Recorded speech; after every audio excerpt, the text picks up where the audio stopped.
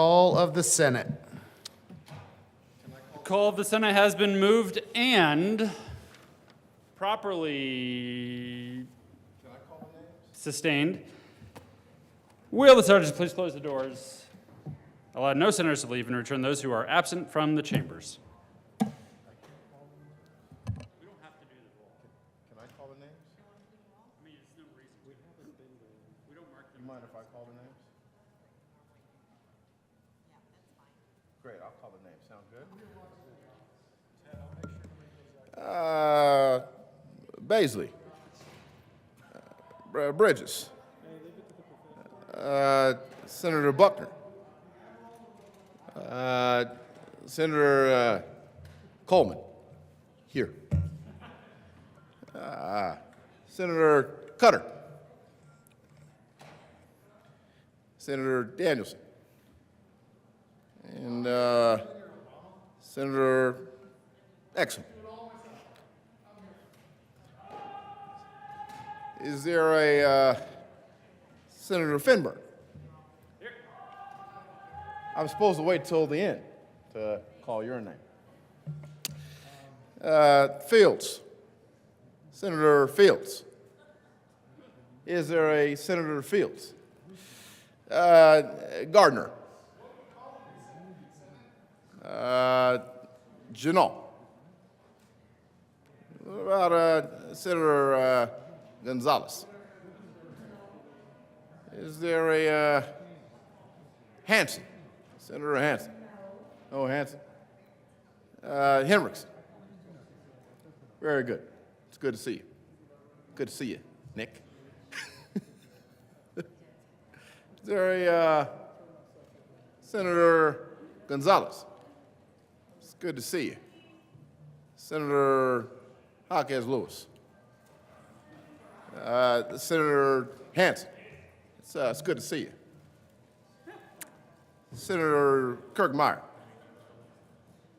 I already called her name, but Senator Jaquez Lewis. Very good. It's good to see you.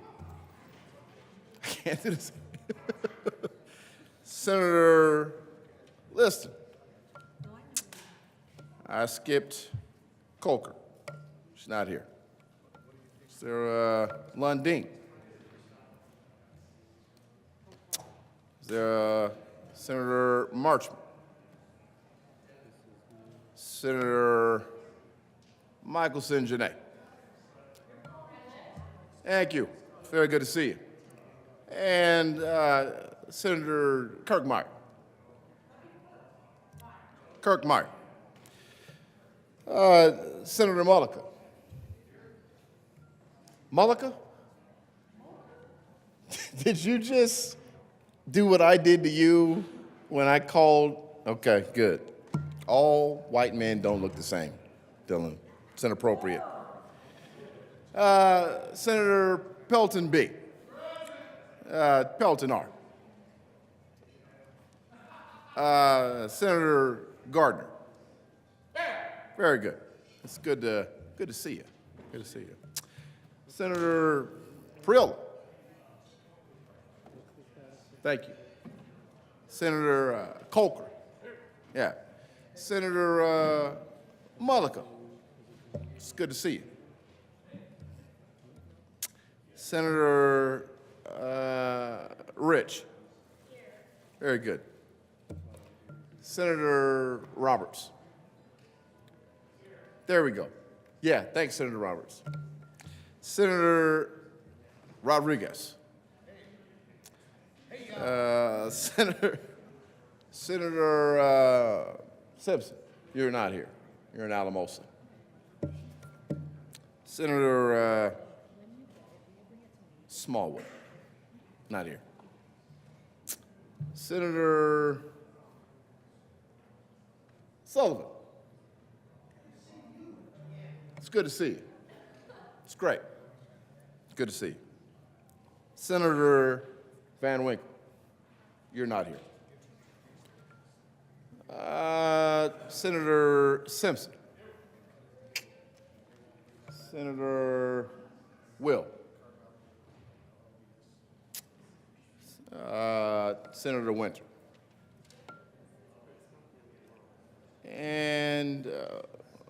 Senator Zenzinger. Yeah, I think she's behind some flowers. Glad you're here. Mr. President, that's all I got. You know, it's really good to be here. Me and Michelle, Sasha, Malaya, we're gonna be fine. The rest of you are gonna be in the underground bunker when it all goes to, you know.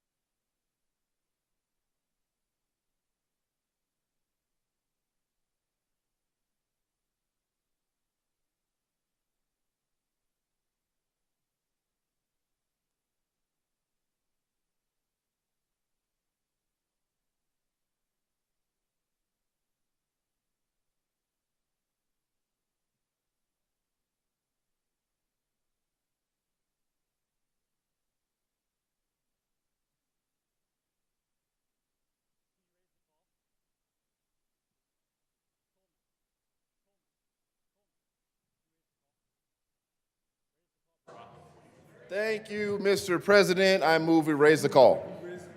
I move that we raise the call to Senate. The motion is to raise the call. All those in favor say aye. Opposed, no? The ayes have it, and the call is raised. Sign the bills.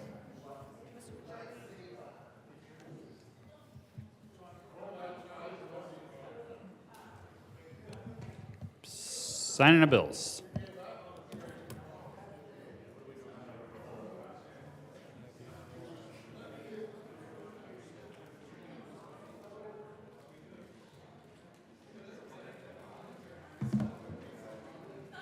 May 6, 2024, the President signed Senate Bills 3, 10, 18, 20, 86, 121, 131, and 164. Committee reports. May 6, 2024, Committee on State, Veterans, and Military Affairs. After consideration on the merits, the committee recommends the following. House Bill 1137 be referred favorably to the Committee on Appropriations. House Bill 1463 be referred to the Committee of the Whole with favorable recommendation and with a recommendation to be placed on the consent calendar. Senate Bill 233 be referred favorably to the Committee on Appropriations. Committee on Finance, after consideration on the merits, the committee recommends the following. House Bill 1219 be referred favorably to the Committee on Appropriations. House Bill 1472 be referred to the Committee of the Whole with favorable recommendation and with a recommendation to be placed on the consent calendar. Committee on State, Veterans, and Military Affairs, after consideration on the merits, the committee recommends the following. House Bill 1468 be referred to the Committee of the Whole with favorable recommendation. House Bill 1471 be referred to the Committee of the Whole with favorable recommendation and with a recommendation to be placed on the consent calendar. Committee on Finance, after consideration on the merits, the committee recommends the following. House Bill 1148 be postponed indefinitely. And House Bill 1340 be amended as follows, and as so amended, be referred to the Committee on Appropriations with favorable recommendation.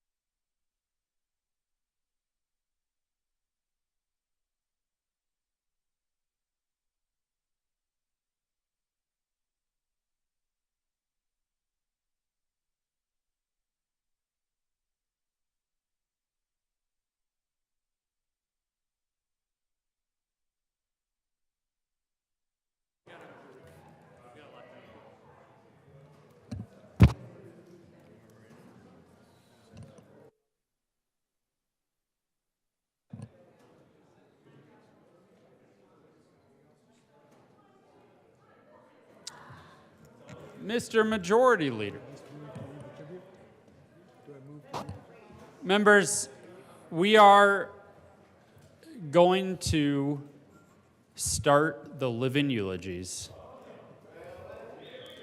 We do still have a lot of work to do tonight, so everybody will get their due eulogizing, and then we're going to stay here for the rest of our lives and pass the bills that are still on the calendar. But with that said, we are going to recess. The Colorado Channel will continue to film, but we will technically be in recess to allow for a little bit more relaxed decorum. This will not go in the journal. Mr. Majority Leader. Thank you, Mr. President. We will start the living eulogies. Senator Zenzinger, would you please come up to the well? The Senate will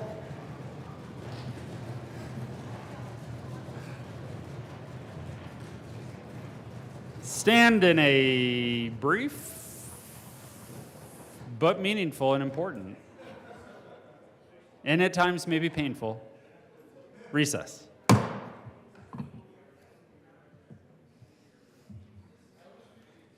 All right, that's all we have.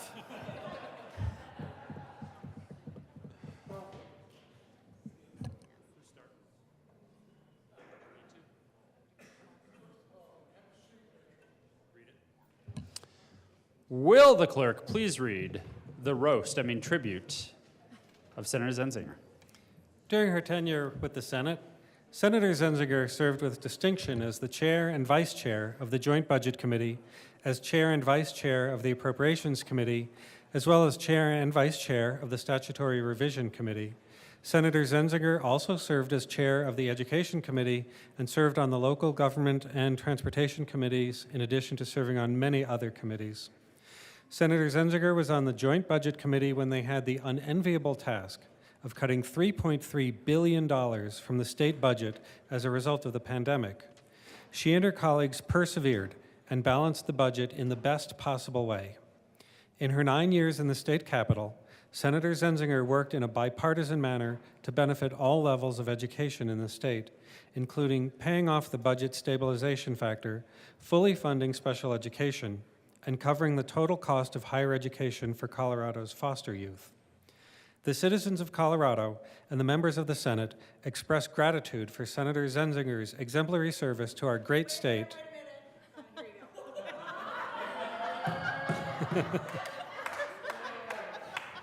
And wish her well in her future endeavors.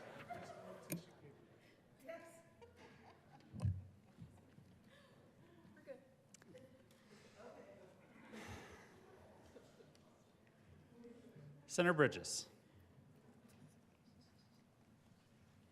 Thank you, Mr. President. You know, unlike Senator Zenzinger, I don't have notes ready for this. So, a three-ring binder that was completed before session even began. Yeah, that's right. If I were more like Rachel, I would be ready to go with something like this.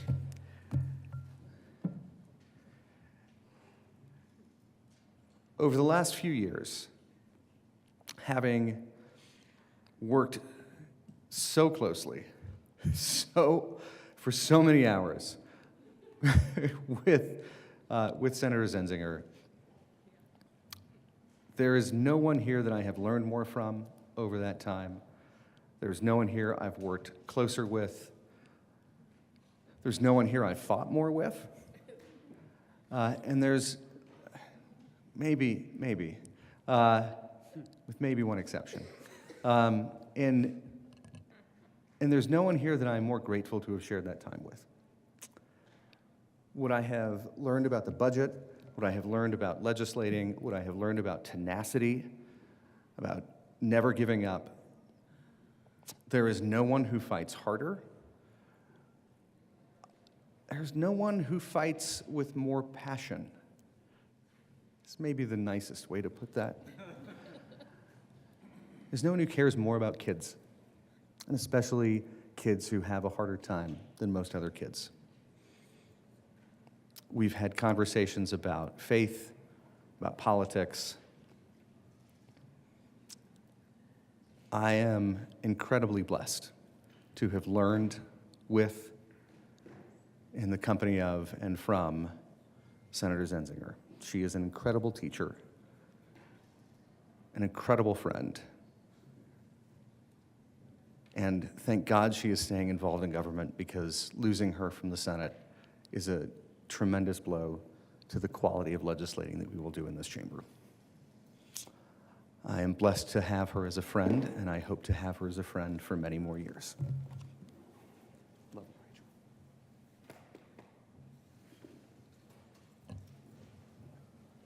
Senator Kirkmeyer. Thank you, Mr. President. You know, one of my favorite things at the JBC was watching Rachel not call on Senator Bridges. I was watching Senator Zenzinger say, anybody questions? And she wouldn't even look to her right. She'd just look this way. And Jeff would be over there like this. And I'm like, Jeff? And she's, no. We don't really need to hear from him. And you know, she was right.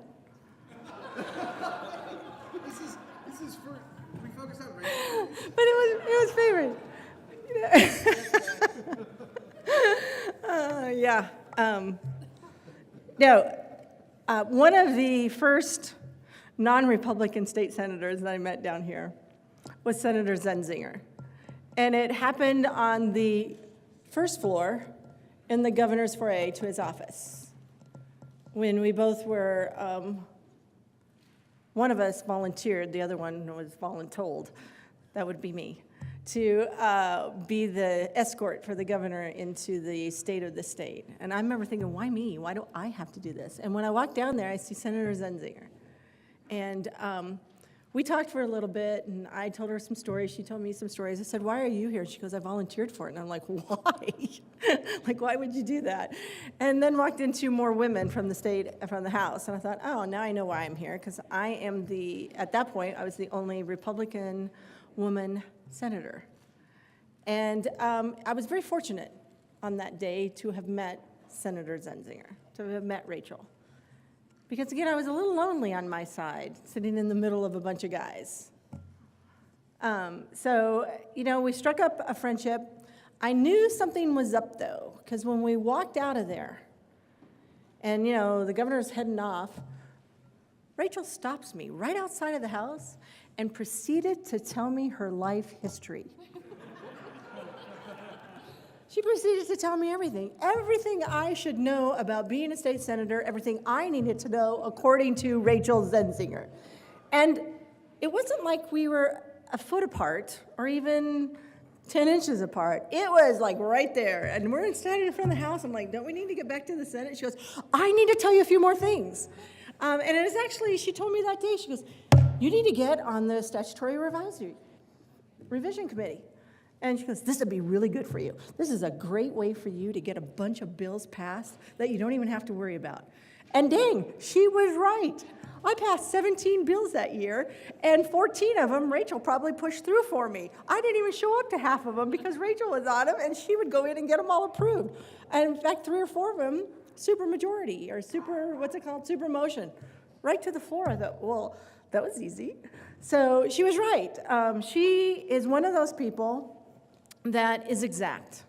She knows the process. If she doesn't know the process, she learns the process.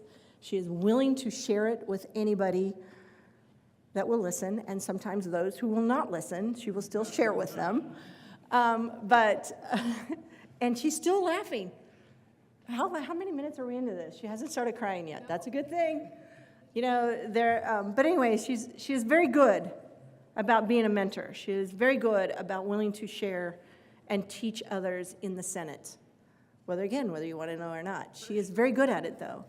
And, you know, we have this other thing. You know, I feel like I'm Rachel's touchstone, that I'm the person who, you know, I can look at her and say, do not cry.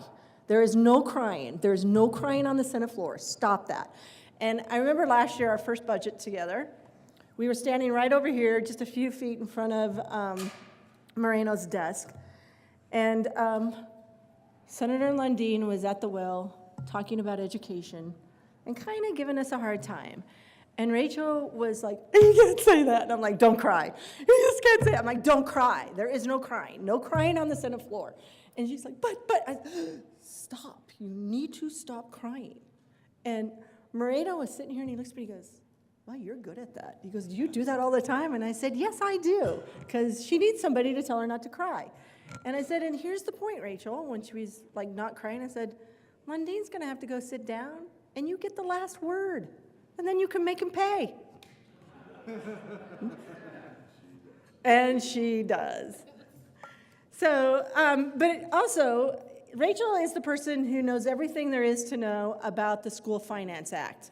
And if you don't believe me, just ask her. She knows everything there is. And, you know I'm kind of joking here in a way and teasing her, but at the same time, she is the authority on the School Finance Act. She knows it inside and out. And the first time I was in the Education Committee, she was the chair, and she was doing the School Finance Act. She went through and explained every single thing in the School Finance Act in a way that even a newbie like me could understand. It only took her 3 hours, 45 minutes, and 52 seconds, but she explained it all the way through. And you were very good at that. That's your thing. You were very good at that. And on the Joint Budget Committee, Rachel was a mentor to everyone. When she was chair, she had 5 new folks on the Joint Budget Committee. And she took the time during committee to explain to us why she was doing things. She took the time to explain process to us. She was very patient with us, well, and extremely patient with Bridges. But I know. This is like really fun. It's like a 2-for-1 up here. So anyways, but Rachel is truly a very intelligent woman. She's a very passionate woman. She truly cares about this job. She puts her heart and soul into being the best darn senator that she can be. She listens to her constituents. She listens to her colleagues. She is passionate about doing good things for children. We worked on a number of special education bills together, found a passion together, and she will not quit. She will go to the mat in that area. And she has demonstrated time and time again. Sitting on the Joint Budget Committee, we had discussions about why are we funding this, and questioning some of the things that we were voting for. And Rachel made the comment about how she came down here, she became a state senator so that she could fight for children. Children with disabilities, children that came from low-income families, children that need assistance from the state. And I thought, that's pretty damn good. That's pretty amazing. She stuck with it. She knows what her values are. She knows why she was here. She never stopped fighting for them. She would never let anyone deter. She would push, sometimes a lot, but she would push. She has done steadfast work, not just for her district, but for the state of Colorado. There are a lot of times I talk about things and I say, we all need to remember that even though we get elected from a district, we are state senators. We are supposed to be looking at what is in the best interest of the state. And I would say from my perspective that Rachel Zenzinger has always done that. She has looked at everything from the Joint Budget Committee to the gazillion bills that she thinks she has to carry every year to ensure that she is looking out on behalf of the state of Colorado. It has been my pleasure. It has been an honor to be able to serve with Senator Zenzinger. We are all down here together. We all have to work together. We're all not going to agree on things.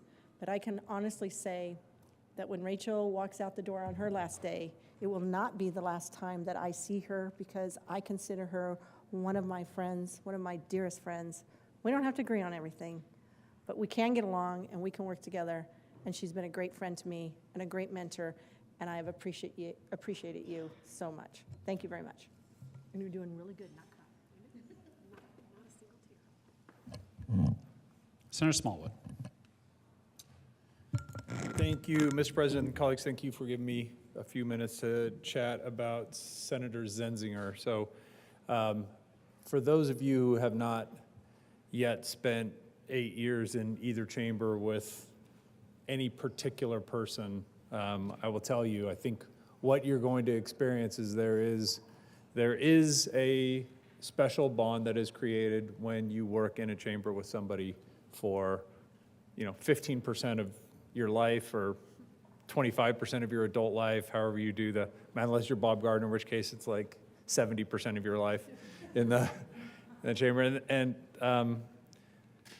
that's, I feel, I don't know if Senator Zenzinger feels the same way, but I think we probably have the best working relationship across the aisle from my perspective, meaning I'm quite sure, I haven't actually gone back to check, I'm quite sure that I haven't ever passed like a Republican-only bill, even when we were in the majority. But if you're going to go down the list of successful legislation, from my perspective, you'll find Senator Zenzinger's name over and over and over and over again. It's probably a third of the bills that I've ran, I would think, would have had Rachel there. And I can describe it really, really easily, is because people ask me, like, what makes a good lawmaker, and I'm sure everybody has a different opinion on it, but mine's always been pretty much the same pat answer, is policy, politics, and personality.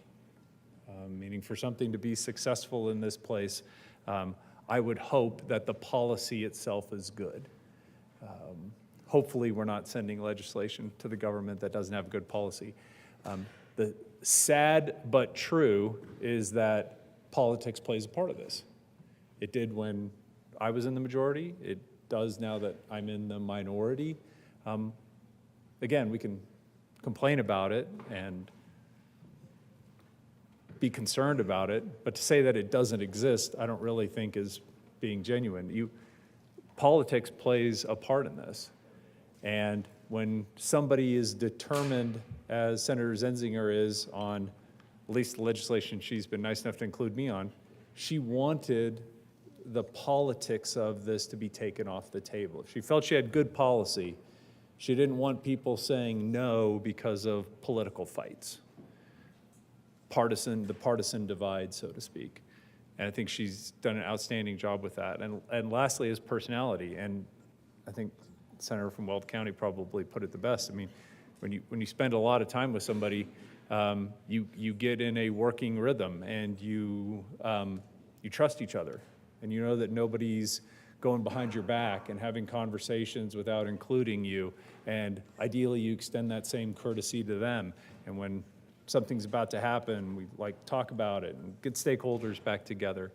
And it takes a certain personality to want to do that, be committed to doing that, and show a repeated pattern of that. And so, no offense to my other colleagues, I've ran bills with almost everybody in the chamber. Not everybody, but almost everybody.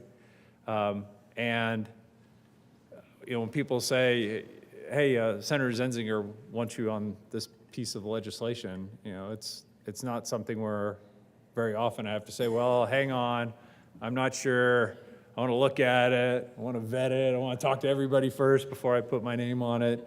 Generally speaking, if somebody comes and says, hey, this is the bill, Senator Zenzinger wants you on it, I would say probably 10 times out of 10, the answer's been, yeah, absolutely, and it's for those reasons, and I think she's a great lawmaker. I too am not worried about the goodbye that this week brings for a lot of us. She'll always be involved. I'm guessing that our paths are going to cross again. So I just wanted to tell you on the microphone what a joy it's been to work with you. How not only intelligent you've been in everything that we've done, but how bold you've been in so many things that we've worked on together, and how principled you've been. Again, running legislation with you is it's the best. It's the best. So thank you. It's been a pleasure. God bless you in your next journey as you move on. So thanks. Senator Buckner. Thank you, Mr. President. If you think Rachel's a crier, I'm a crier. So if you put us in a room, we could literally flood the room with our tears because we are all, yeah. You've been in that room when it's almost flooded. We almost had to call somebody with a hose to get rid of so many tears, but we are both so passionate, and especially passionate about education. When I came over from the House, and I was fortunate enough to be on the Education Committee, and Rachel was chair, I was thrilled because she is the queen of education. She is the queen.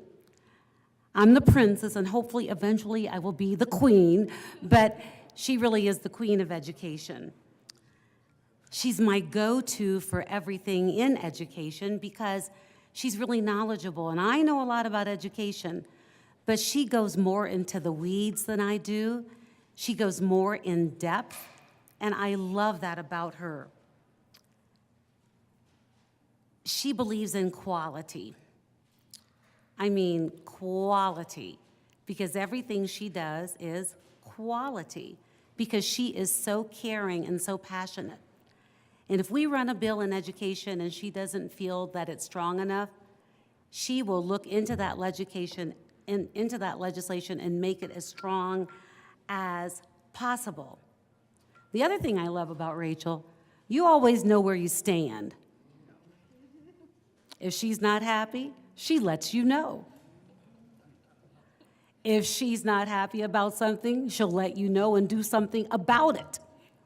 But I admire that about you because you always know where you stand. You don't sugarcoat things, you just tell it like it. And back home we say, tell it like it T-I is, like it tis. She believes, she is such a strong believer in everything, but like I said, mainly education. And she's very convincing, like I said. When we were getting ready to run the School Finance Act and she asked me to be the co-prime, I was thrilled to death. And I know a lot about education, but she had so much information. She would say, here's what we're gonna talk about today. And I said, you know what, let's break that up into 10 days and just talk about some of this today because you're going so in depth and I need to take notes, but I appreciate your thoroughness. And Rachel loves all kids, and when I say all kids, that all includes everyone because she is so inclusive. So I hate to see you go, but you're going to go on and do bigger things for your community. And I know whatever you do in the future, it will be because you care so passionately about it. But I'm still going to call you about education issues. As chair of education, if I am still chair of education in the future, I will still be calling you because you are my go-to, and I love you. I really love you. I care for you deeply, and I am going to miss you tremendously when you're not here. Senator Hansen.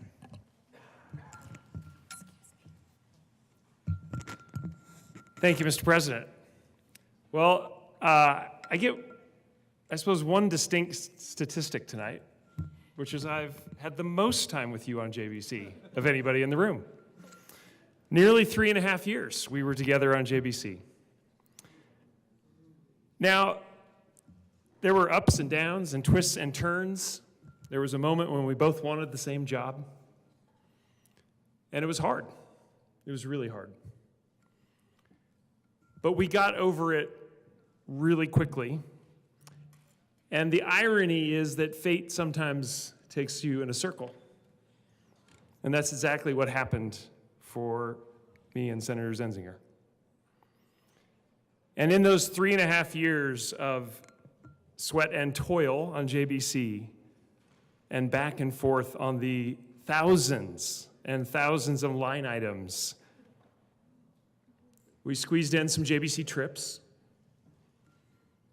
We had late night negotiations, as is always the case on JBC.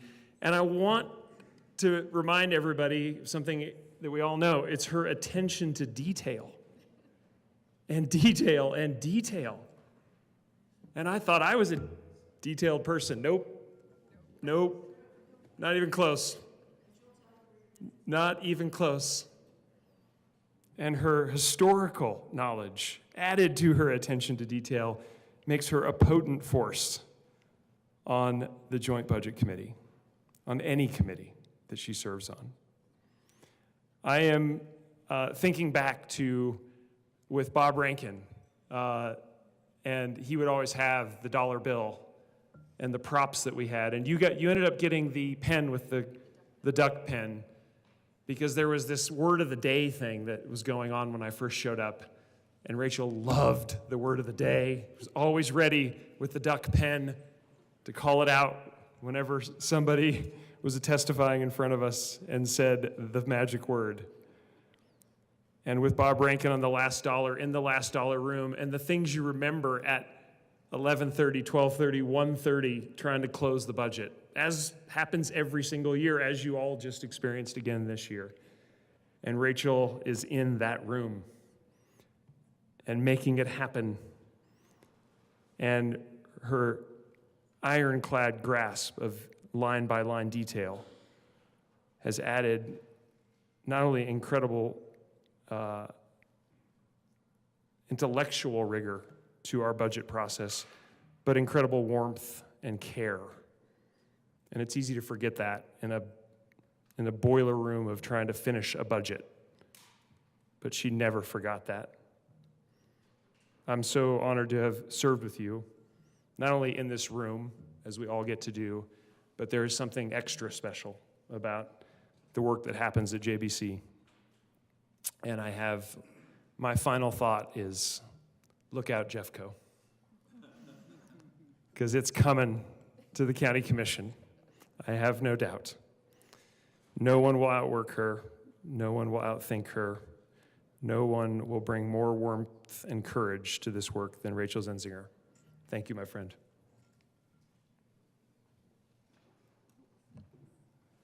Senator Janal.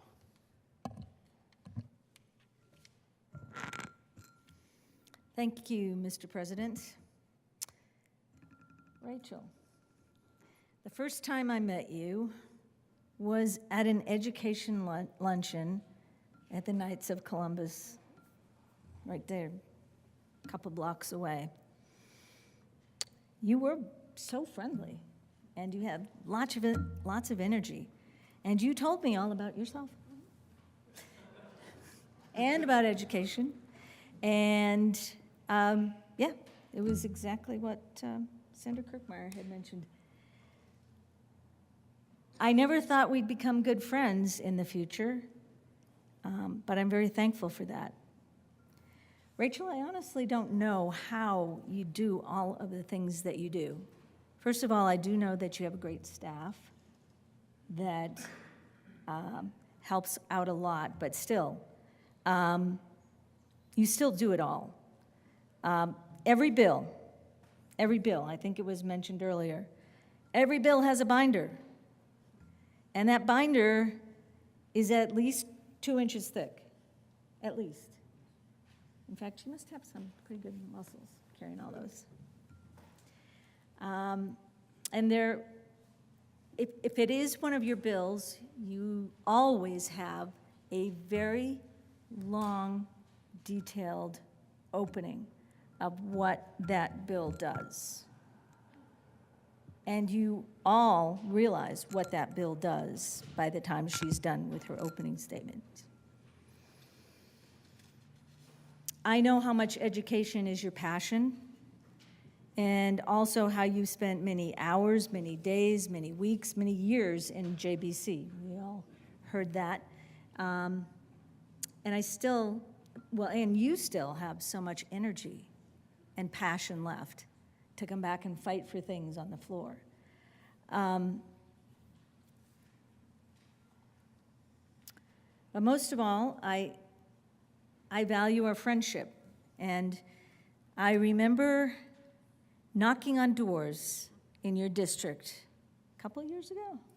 Can't remember, it's gone by fast. You gave me all the houses who had gates and dogs. And you said it was because I was so good with animals and how much I loved them. Well, guess what? No,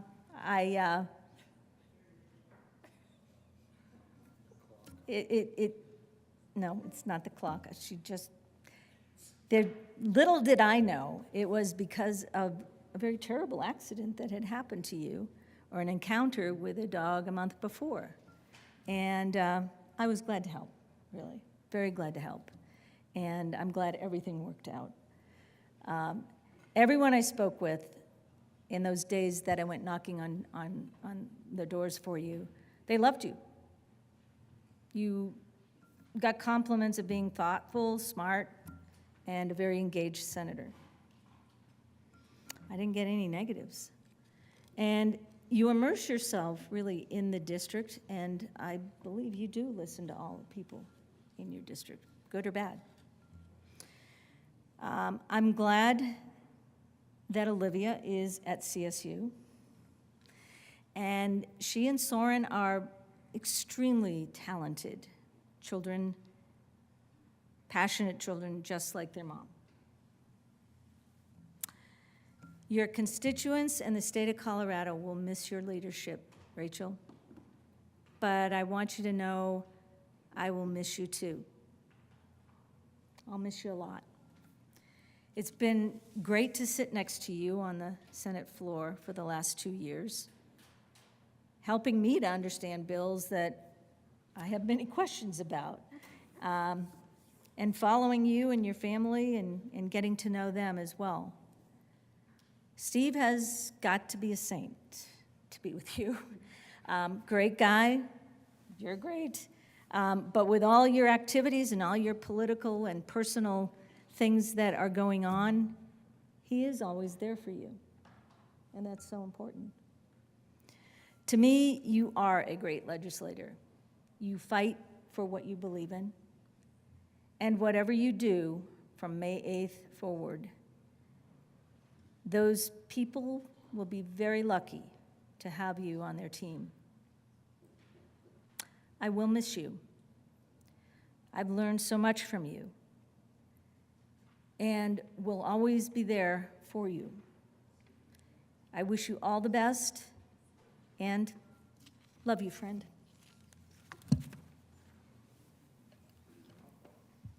Mr. Minority Leader.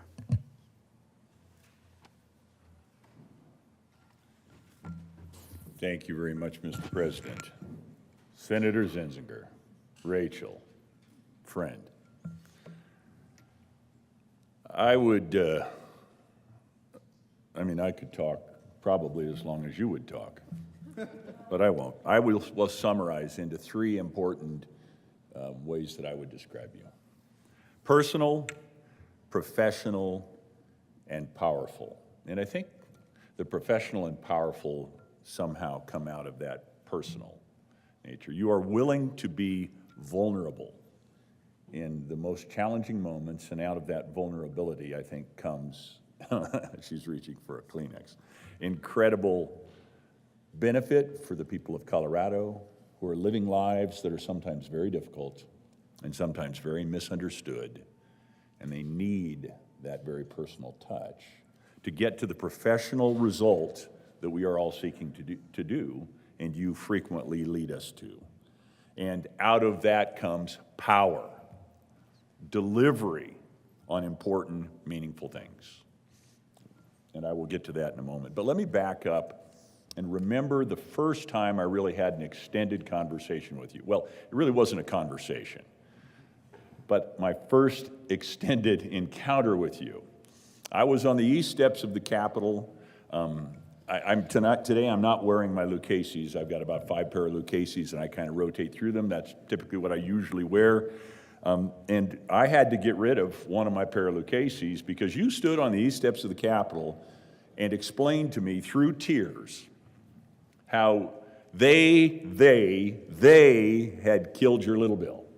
And for about 20 minutes, I stood and you cried and talked, and I stood and you cried and talked. And it was really my first meaningful encounter with you. And it somehow created this connection that I think will live for the rest of my life, and I hope is similar for you. Some of us are uniquely gifted to be able to see the world differently than others. I'm one of those that just sees forests. And years ago, somebody explained to me the forests are made up of trees. Other people realize that not only are there trees, but the trees have bark. And the bark can be described in minute detail. But other people who are gifted in the special way that Senator Zenzinger is gifted realize there's lichen on the bark, on the trees that make up the forest. And we get extensive descriptions of the lichen on the bark of the trees that make up the forests.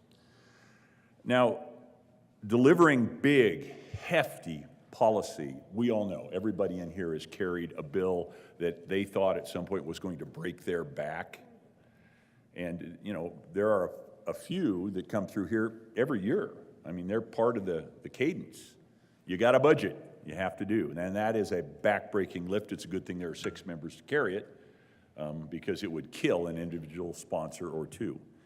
The School Finance Act is similar. It's a big carry. And I had the incredible fortune to learn from you, Senator Zenzinger, Rachel, friend, by carrying that School Finance Act with you 2 different times. Now, you carried it 4 times, I believe. I want to know what I did wrong, that I only got invited 2 of the times.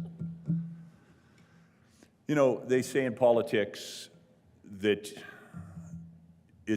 what's the saying? The saying is they don't care how much you know until they know how much you care. And I think that's part of the secret sauce of Senator Zenzinger. We know, everyone knows, how deeply you care. And it's inescapable by the end of the conversation how much you know. And for that, we're grateful. This is one of those businesses, I believe, where you get out of it what you put into it. Senator Zenzinger, you must be taking a lot out of this job because you put a lot into it. Rachel, you are a dear friend. I hope it will always be so. Senator Gardner.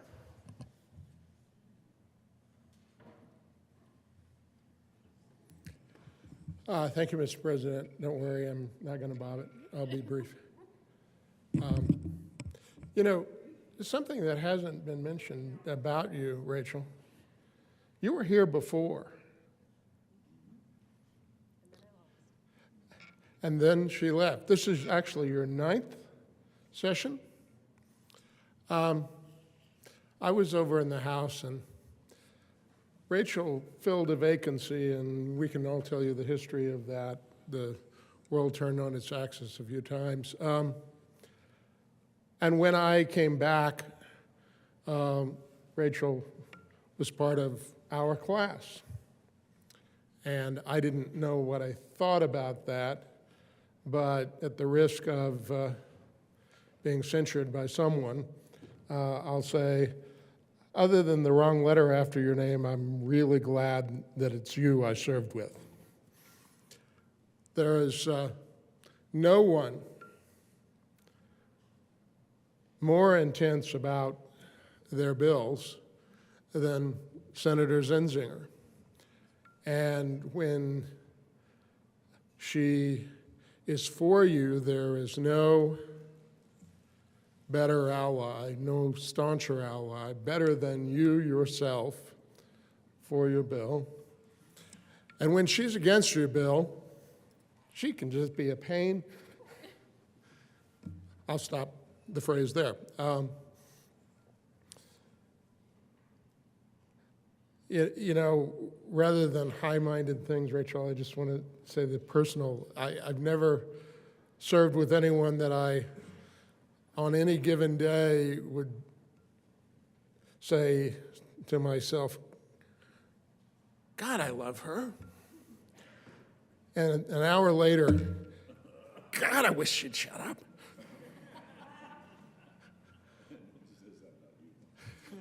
Well, that's another deal. I can't speak about serving with myself. All of that is born of your commitment and your passion and your care for education for the people of Colorado.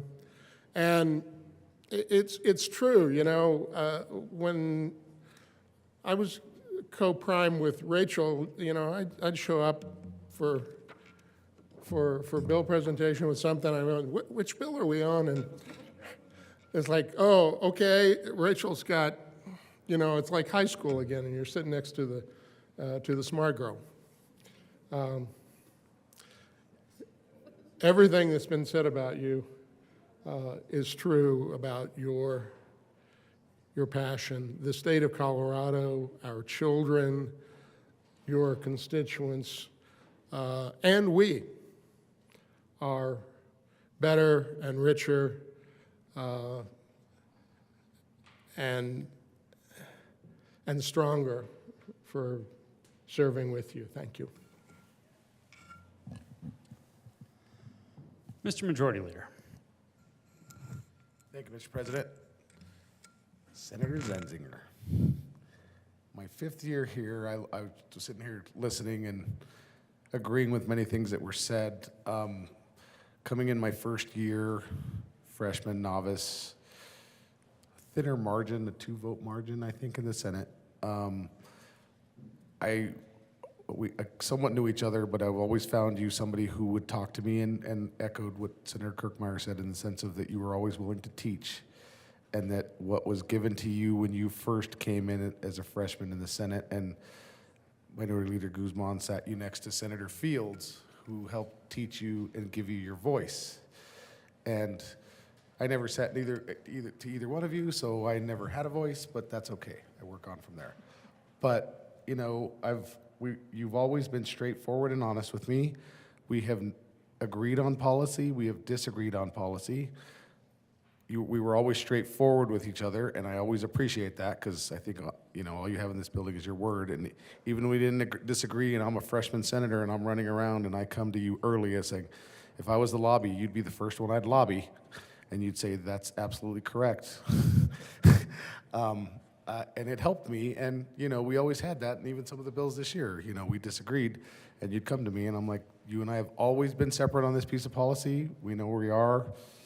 We go forward, but that tenacity has always been respected. Whenever I've come to you, whether it was the JBC or any questions I had of how to navigate something, you were always there to teach and express that to me, so I always appreciate that. And whether we agree or disagree, that's what this building and this chamber is about, and respecting that is something I learned and you brought to me for this, and I missed it when there was only 2 of us, and we can make a lot of effective changes. It's a lot harder now with these big majorities, but that's okay. I wish you all the best. I am happy that in your last year here, Senator Kirkmeyer and I may get your and check engine light bill done. I was always going to run that bill and name it yours, but the first 2 years of being here through that and how upset you could not get that policy done. Yes. My first couple of years, I was like, that's good policy. I agree with that. Why is this the thing? And then it would never get done, and you'd be upset or yell at the other chamber. If the parting gift we can give to you this year is that your legacy is the check engine light, Coloradoans with lower income cars will benefit, and it will help all people. I just want to thank you for your service, and I look forward to seeing you in the world again, and thank you.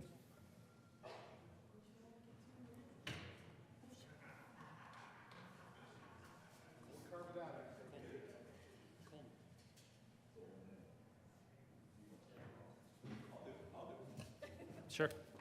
We're in recess. What kind of trouble could you get in?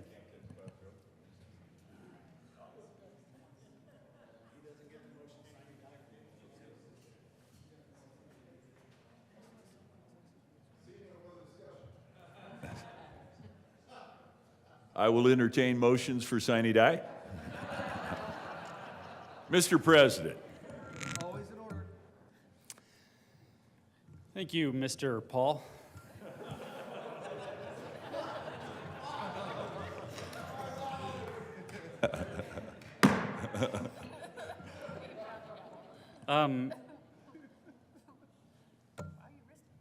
Yeah, this is how much I really wanted to talk about Rachel, that I gave him the gavel.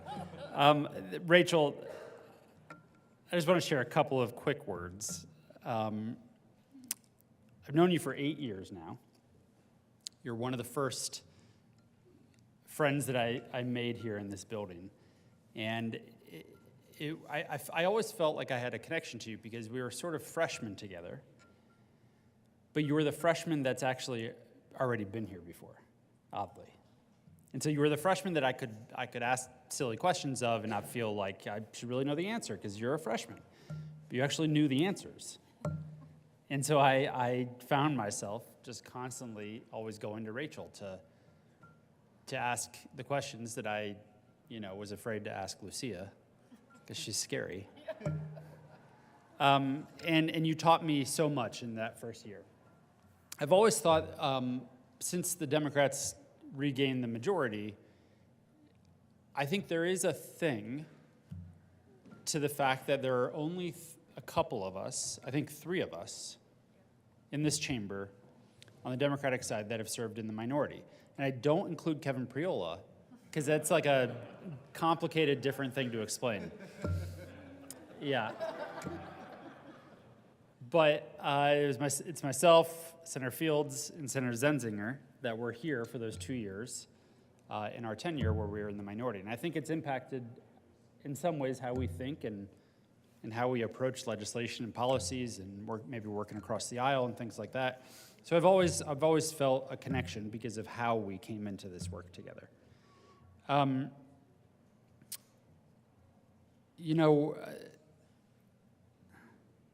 Somebody, I think it was Janet, said that Rachel always says it like it is.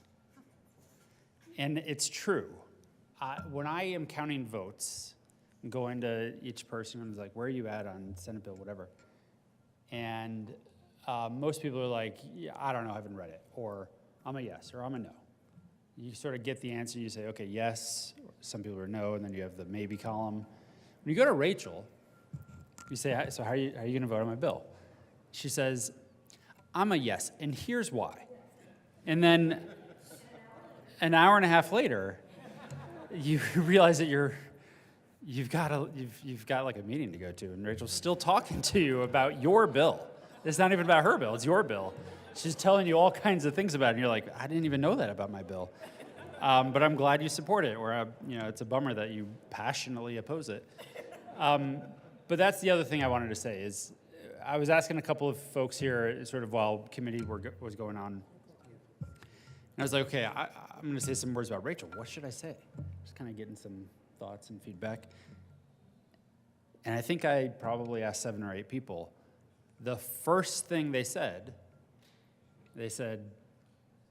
talk about her passion.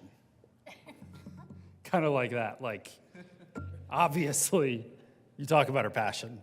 And every single person, I think, before me just now has talked about and used the word passion. And I think we kind of say it, in a joking way, because she's a passionate person. We know that. But if you look past the funny part of it, it's so true, and it's exactly why she's so good at this job. She cares deeply about every bill she runs and every policy that she works on. And she understands all of them better than most of us do on bills that she works on and bills, of course, that she votes on. And, I was looking back at some old text messages that I had with Senator Zenzinger. The first text that I have in my history is all caps, and it says, "Can you call me ASAP? Question mark, question mark, question mark, question mark, question mark, question mark, question mark." And I was like, that makes sense. That's a fitting first introduction that I had with Senator Zenzinger. And then I realized there were several texts where she would send me something totally out of the blue that made absolutely no sense. And I would often realize it's because she thought she was texting her husband, Steve. And I remember, and it didn't get all that interesting, to be honest. No comment. But there was one, I remember this, it was like a Saturday. We were, not, it wasn't like end of session. So we were all home doing our thing. It was like a Saturday at 10 a.m. I'm just hanging out in my house, and it just says, "Can you bring me some coffee?" And I was like, "No, I'm not bringing you coffee, bro. I'm like at my home with my family." And then I realized she thought it was Steve, and he was probably downstairs, and she was, But I just was thinking about, I was jotting, I was like, what are all the things I love about Rachel Zenzinger? And I thought of a couple. One is the passion, like everybody said, but especially in how you illustrate it. For instance, have you ever been in a meeting where she wants to talk next because she vehemently disagrees with something that was said? It comes out in how she raises her hand. So Jeff is saying something that she thinks is just totally idiotic. She goes,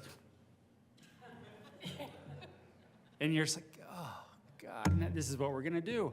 And I have never met somebody who is more confident that they are right on any issue than Rachel Zenzinger. And what I absolutely hate and find infuriating is she usually is right. You might not always realize it in the moment, but usually she is right. I love her uncanny ability to find a pun about any bill that we're on. I love that she always will do what is best in her mind and what she thinks is the right thing to do. I might not always agree with it, but there's no question in my mind that she's doing it for only one reason. And it's because she, in her heart, knows and believes that it is the right thing to do. I love how much you love your children, and when you talk about them, how your eyes light up. I love how you're so passionate about foster children, folks with intellectual disabilities. And your passion is what has allowed you to be so damn effective on those issues. And you have such a legacy that you are leaving behind on these topics. The state of Colorado and all of the people that are impacted by those policies have so much debt for your work. I'm sad to not be working with you. I hope we stay in touch. I know we all, when people come back from memorials, we say, you always say you want to stay in touch, and then life happens. I genuinely hope we do. I think when I'm feeling nostalgic or sort of missing this place, I'm going to turn on whatever the public access or the YouTube channel is for the Jefferson County Commission, because I know it is going to be amazing to watch you run circles around Andy Kerr every week at those meetings. And it's going to be really entertaining to watch. So, Rachel, thank you. It's been so great getting to know you and working with you and having you as a partner on so many big things that we accomplished together over the last 8 years.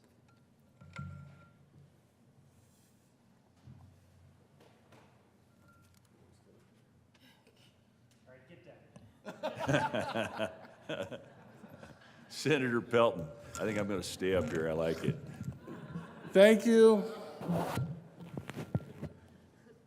Thank you, Mr. President. My favorite thing about being local government, former local government, is you can always pick out somebody who's also former local government.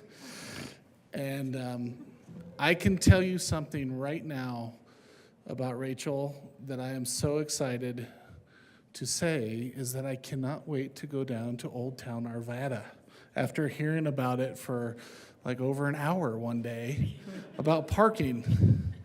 And I even looked back to the good senator from Frisco and said, I'm going to Old Town Arvada. It sounds like a wonderful place. And I love your passion about your hometown. I love everything about that. One of my favorite things was, as Senator Sonnenberg told me, he says, if you get a chance, run a bill with Rachel. Make sure to run a bill with her, because she is so organized, you don't have to do anything. You just sit there and it gets done. And one of my favorite things is when you came to me last year on a bill for transportation, and you came to me and you said, would you be on this bill with me? And I said, yes, and you handed me my binder. And I was like, wow, I've never got one of these yet. And I was very well informed about how to run that bill. She goes, this is how we run bills. I always do it where I have Republican co-sponsors, and we get unanimous votes. And I was like, that is awesome. So I appreciate you so much. The other thing I appreciate for you is to run single parent resolution.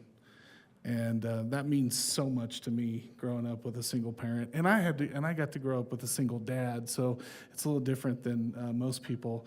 And it was just so amazing that every year you did that, and I get to come up and speak about it. And I would always come and ask you, can I run it with you? No, I got somebody else.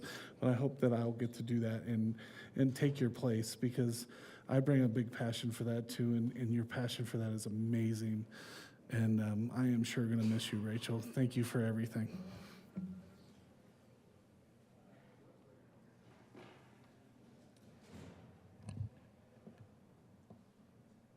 Senator Zenzinger.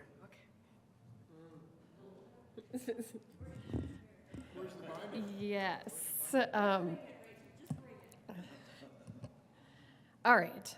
Well, first off, I am very, very overwhelmed, but not speechless. I first want to start off with just thanking some people. First and foremost, I want to thank my family. My husband, Steve, who is hopefully watching from home, my children, Soren and Olivia, my parents, and my 8 brothers and sisters. They have lived this journey with me, and they've supported me every step of the way, including campaigning door to door, giving me a gas card to help out with expenses. Thanks, Mom. Staying up late at night to hear about my bills, comforting me during disappointments, and all I can say is that I hope that I made you all proud. I want to thank my staff and my interns, but most especially I want to thank my aide, Aaron Silverstein, who has worked for me nearly my entire time down here at the legislature. He is funny and he's smart, not very organized, but always made sure that I had everything I needed, including my Diet Coke. And I'm very thankful to have had him in my corner down here at the legislature, especially for his random knowledge of Latin phrases. Carthago delenda est. I want to thank the legislative staff. In particular, I want to thank Craig Harper at the JBC. I want to thank the Senate staff, especially Cindy. I want to thank the many bill drafters who gave life to my ideas and turned them into laws. I want to thank my colleagues here in this chamber, both past and present, such as my twin, Nancy Todd, and the other senator from Montrose, Don Coram. I want to thank Joanne and Barb, the Margarita gang. I want to thank Jeff for your partnership at the JBC, although I'm still waiting for my big swap t-shirt. I want to thank Janet for your check-ins and your positive texts. And I want to thank Paul and Jim for your friendship. And I want to thank Steve for your mentorship. Reflecting on my 8 years here, I'm definitely most proud of my policy work on behalf of education. And as you know, clearly, I am a teacher, and while I very much saw myself in local government, I never really envisioned myself becoming a legislator. And while I enjoy serving my constituents and representing their interests here at the Capitol, as varied as that may be, I was most excited and energized by the prospect of influencing education policy at all levels. Together, I think we've done some really good things for students, children, and youth. I'm proud of the bills that I've had the pleasure of sponsoring these last 8 years. And we did big things, like paying off the budget stabilization factor, creating new and better supports for educators, addressing our turnaround schools, establishing community schools. We created the seal of biliteracy and a STEM diploma. I sponsored legislation that elevated the teaching profession, the educator loan forgiveness program, made modifications to para, and many, many bills to grow the educator workforce.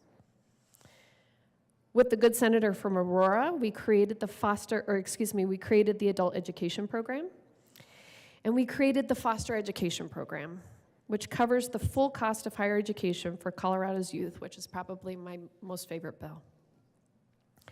As a member of the JBC, we fully funded special education.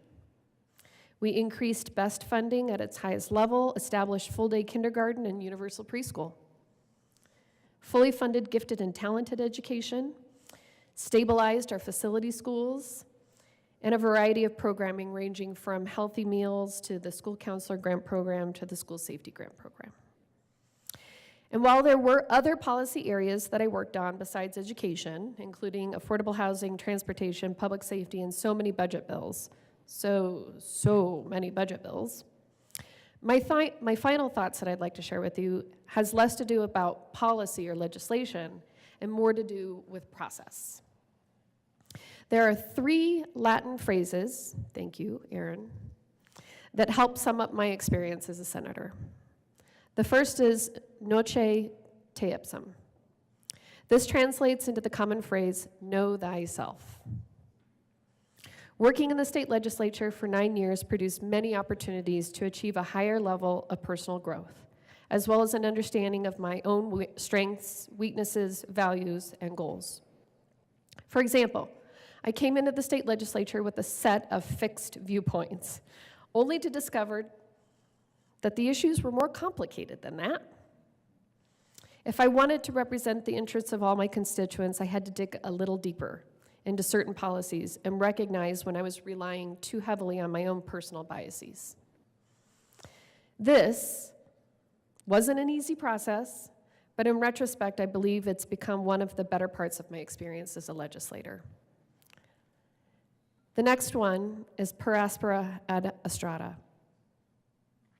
This quote means, through hardship to the stars. Put simply, we must persevere through difficulties and challenges to achieve our goals and reach the stars. Some of the biggest challenges I faced here in the state legislature concern school finance, balancing the state budget, and conflicts over land use policy. In the first 2 examples, school finance and the budget, I believe we made tremendous progress. I sponsored the School Finance Act several times, and this year we eliminated the BS factor and fully funded our schools. As a member of the Joint Budget Committee, I helped shape the state budget for 5 years, and even during the pandemic, we balanced the budget in a way that I believe achieved our goals and our needs. The third area on land use policy, however, was a huge disappointment to me, as I was mostly unsuccessful in convincing you, my colleagues, to avoid preempting local governments of their land use authority. Nevertheless, I am hopeful that some level of good will still occur, particularly with regard to affordable housing, because it's a very important issue. And then the last one, dum spiro spero. This quote means, while I breathe, I hope. This phrase expresses the idea that as long as one is alive and able to breathe, we must have hope, and we should persist toward our goals. Even though I'm at the end of my term as a state senator, new experiences and challenges lie ahead for me, and I'm pleased to be leaving this body, number 1, still breathing, and number 2, still hopeful. It's not easy being a moderate Democrat. To be frank, it's downright uncomfortable. But I hope you all know that I was trying my best to represent my district, my moderate swing district. I also tried, to the degree possible, to look at the policy versus the politics. And I'll note that this in particular does not make you a popular person when your very existence is dependent upon politics. I tried to approach my bills with a bipartisan spirit, to push collaboration, to find solutions where not everyone wins per se, but where we minimize the losers to the highest extent. And I always, always, always tried to get to yes. It's been the honor of a lifetime to serve alongside all of you here in the state legislature. Thank you.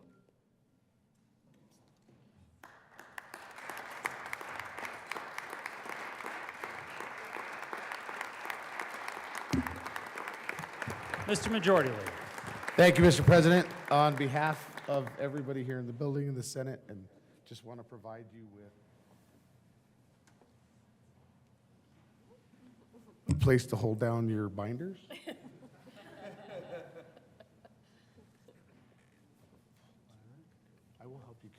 I will help you carry everything to your desk.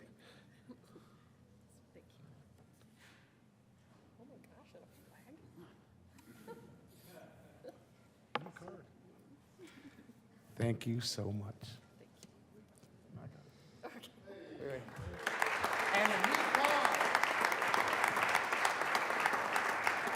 Members, we are going to continue with the living eulogies for Big Jimbo over here. But before we start that, I will say that food is ready. Feel free to go grab some food, and we're going to get started as folks kind of first start getting their plates. So we will recess for maybe just a couple of minutes, recess of our recess, and begin with the living eulogy for Senator Smallwood in just a moment.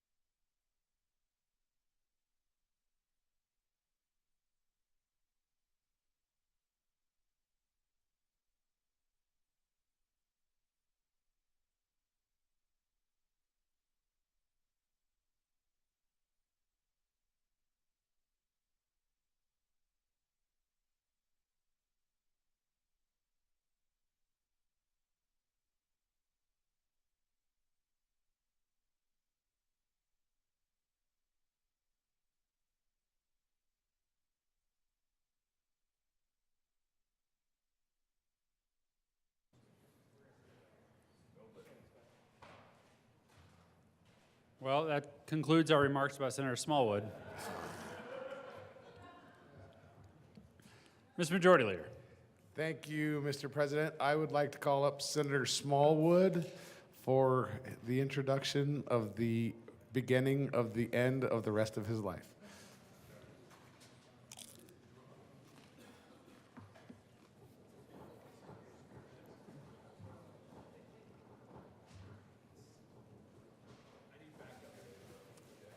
And rightfully so.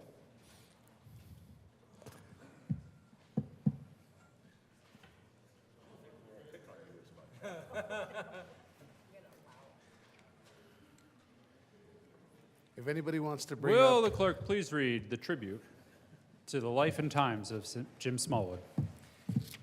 During his tenure with the Senate, Senator Smallwood served with distinction as a Senate Assistant Minority Caucus Chair. Senator Smallwood served as Chair of the Health and Human Services Committee and as Vice Chair of the Finance Committee. He also served on the Business, Labor, and Technology, Legislative Audit, and Legislative Council committees. In addition, he served on the Health Insurance Exchange Oversight Committee, the Alternatives to Gallagher Amendment Study, and the Statewide Healthcare Review Interim Committees. Senator Smallwood has been very committed to controlling Medicare fraud and to transparency and accessibility in the healthcare industry.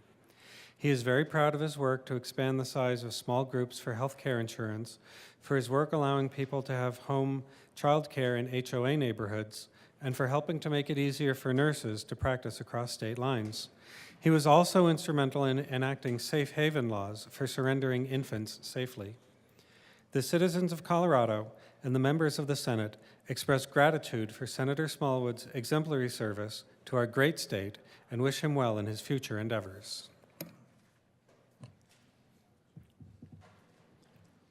Mr. Minority Leader.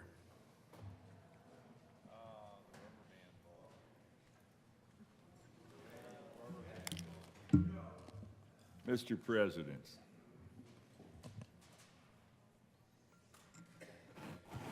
he's busy eating. Senator Smallwood, Jimmy, this is a complicated man that sits before you. You can begin to take the measure of the man just by reading the license plate on his Tesla electric vehicle. It reads, coal burner. Now, is that a statement of insight and irony, or what? It's the truth. It's actual. It's probably not satisfactual. I read something recently, and this is supposed to be part toast, part roast, so this is the roast part. Hang with me here. I read, and I did not say this, but I read something recently while I'm thinking about the man, the measure of the man, the nicknames. And a reporter had penned the phrase, an incredibly handsome man with an unfortunate last name. But that's not the real name. The name you need to know this man by is White Stallion. That was his, I think, high school, maybe college name. He made it up. Another measure of the man is we had for years, and I know it made Marilyn Edens crazy that we would do this because she thought we were going to break the Capitol somehow. At the end of every session, all the rubber bands, which before we moved further and further into the digital age, we had lots and lots of rubber bands on the folders every day. And the rubber band balls, when I first got to the house, 9 years ago, the rubber band balls they were throwing off the top of the rotunda were huge. They were volleyball size. They were approaching basketball size.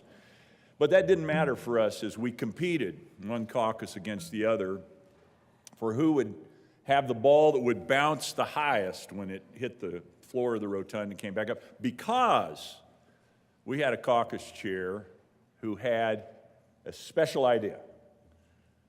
Senator Smallwood brought to us the proprietary core of our rubber band ball. He never would reveal exactly what it was because it's proprietary. And we all know that that really matters. You all don't know that so much. You kind of try and trade off on other people's intellectual property. Anyway, proprietary cores matter. Thank you again. That's an acknowledgement of the man. He didn't just put a bunch of rubber bands together. He had to put a proprietary core on the bottom. When it comes to policymaking, it is not a process where any bill is introduced in prima facie perfect form. It requires engagement. It requires back and forth, tug and pull. I use the phrase constantly or frequently that iron must sharpen iron. And many of my colleagues on this side of the aisle know that when Senator Smallwood comes to you with an amendment to put on your bill that he is convinced will make the bill better, you should probably back up, pay attention, and understand what's going on. Because if you don't, you will learn all about it for hours on end in the well, if necessary, to get you to join in. So out of El Paso County, we always called Keith King the Amendment King, but I think he has passed that legacy more recently to Senator Smallwood, who I would describe as an Amendment King. Now, health care is an inscrutable policy space. I mean, it's just, you can't understand it. You peel back a layer and you think you're beginning to understand, and you peel back another layer.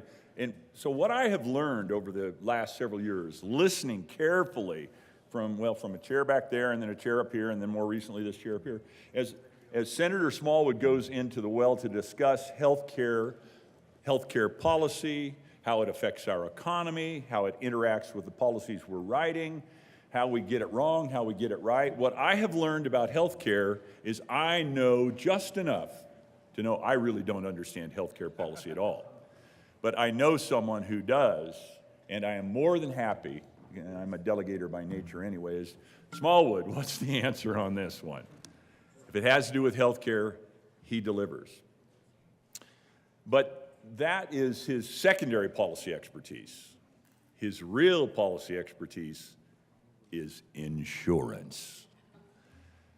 There is no question about insurance that this man doesn't know.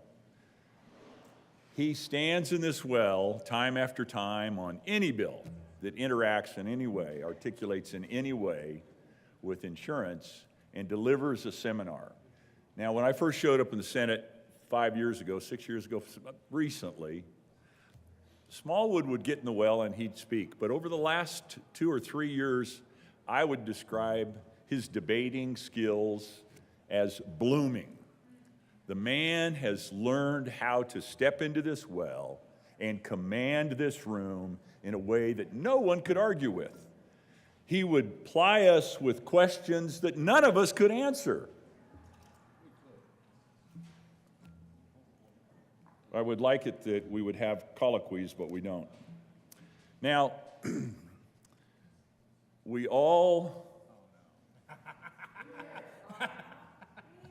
have moments in the well that we wish we could take back. So, I turn, hang on a second, don't be doing anything too fast here. I turn to the criminal statutes, which I am not that familiar with, but I'm going to read from the criminal statutes. Let me turn, if I can, to 18-9-111. Section sub 1.5. And, well, you know what, I tell you what, I would prefer to let the good Senator Smallwood give you his take on 18-9-111. We might have some video that could help with that.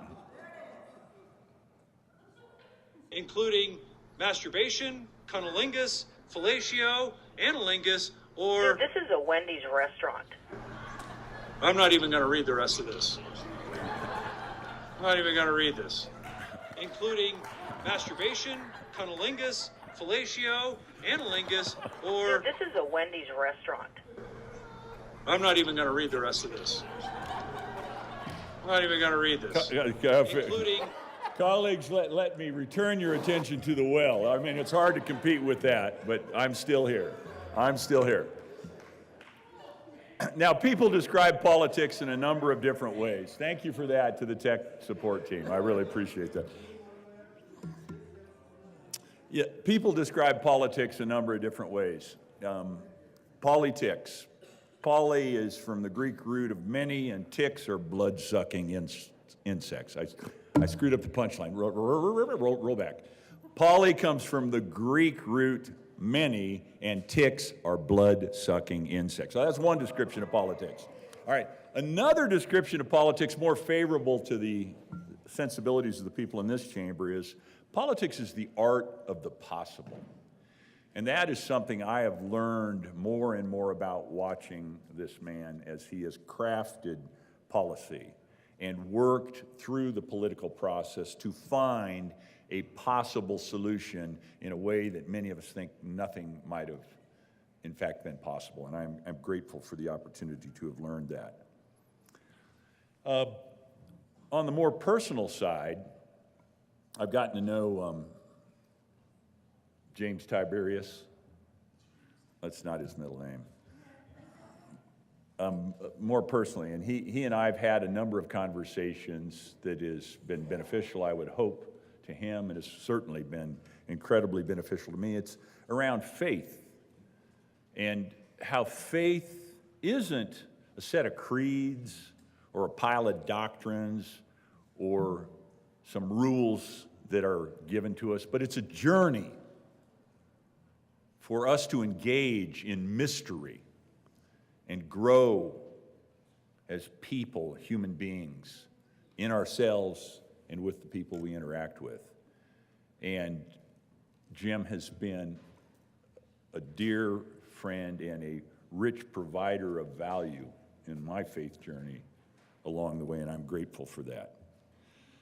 So I would wrap up. You're supposed to cheer at that phrase. I would wrap up, there we go, that's better, saying that kindness and decency are the hallmarks that I think shine forth from this man who has the winning smile, the engaging personality. But Jim, I don't know how to tell you this. I have no idea how you caught Jody. You are blessed by your lovely wife, Jody, and she is the best part of who you are in so many ways. Jim Small, it's an honor to know you. It's an honor to work with you, and it's wonderful to call you a friend. I hope that'll last forever. Thanks, buddy. Hey, I think this is yours. We stole it out of your office. Senator Mullica. Here, you can have this. Thank you, Mr. President. Sitting here, you can see up on the podium, and I have no idea how you read your penmanship. That's the worst penmanship I have ever seen. Yeah, I don't know how you followed those notes at all. And members, I think it's kind of fitting that we're all eating, stuffing our faces as we're eulogizing Jim Smallwood. If you've ever seen a picture of Jim Smallwood from college as a lineman at Fort Hays State in Kansas, you'll understand why. I had the great pleasure of being able to see that in committee, and trying to keep a straight face after seeing that picture was really hard. And I've had the pleasure of sitting next to Jim in Health and Insurance for 2 years now. We had communicated and spent a little time together while I was in the House, but not as much as since I came over here. And my first day in Health Committee, I went over and I sat next to Jim. I knew how smart he was. Everyone knows how smart he was, and Jim knows how smart he is, and Jim wants everyone else to know how smart he is what I learned in committee. And so I sat next to him, and we're hearing a bill, and this is the first committee ever I've been in the Senate in Health, and Jim starts going on, and he offers an amendment, as he usually does, and he starts explaining it, and I start thinking to myself, this makes sense. He's speaking to me a little bit here. And so we take our senatorial 5, as we usually do in Health and Insurance when maybe things get a little difficult, and we go out to the hallway, and the committee starts speaking and talking about where they are and the issues that they have, and I chime in that I'm with Jim. I think he's making a lot of sense to me. And that was not a very fun conversation after that for me. And I was told I was encouraging his bad behavior. Which I probably was. But I ended up voting with Jim because it did make sense, and because because you were coming at it from the right space. And look, we can have debates, but I think that's what I've always appreciated about you, is that you're an honest broker. And doesn't mean we agree all the time. And it's not fun when you're on the other side, and you're very good at speaking for a long time. But I've always appreciated that about you, Senator Smallwood. I think the thing that I appreciate about you the most, though, is being able to sit next to you and have those offline conversations and hear about your family and how much you love your wife, but more importantly, how much you love your children. It was an amazing thing. Your son made the cheerleading team at San Diego State. And to watch the pride on your face when that happened. And it was so genuine. And you were so proud. And there's always that fear, I think, sometimes, especially, being a male cheerleader of, are you, is a person going to get that support? And for the record, I was a male cheerleader in high school. We made that connection. That was to get my wife. She was captain of the cheerleading team. But I was so set aback to just see that pure pride. And this year you went out and you saw his competition and you showed me the video and how proud you were of him and how you pointed it out and how you zoomed in and made me watch the whole video. And how good he is. And how good he is. And, we're down here and we're doing policy and we do this for a short period of our lives. And we have hopefully a big impact on our communities and on our state. But Jim, I think that it speaks volumes to who you are and the impact that you're leaving by just what kind of person you are, what kind of husband you are, and what kind of father you are. And I think that's really evident in becoming your friend since coming to the Senate. And proud to call you my friend. We're going to miss you. I'm really, really happy that we got to know each other. Senator Hendrickson. Thank you, Mr. President. My first interaction with Senator Smallwood after getting into this chamber was on a vacancy committee, and it was a few days into my tenure here, and I had to go run to a meeting with somebody off on the side of the chamber, and I'm going through that door, and Jim is speaking with a couple of Democratic staffers in the doorway, and I say, "You mind if I get through?" And Jim says,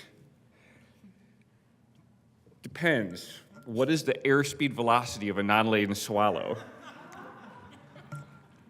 And I looked at him for a second and said, "Is it an African or a European swallow?"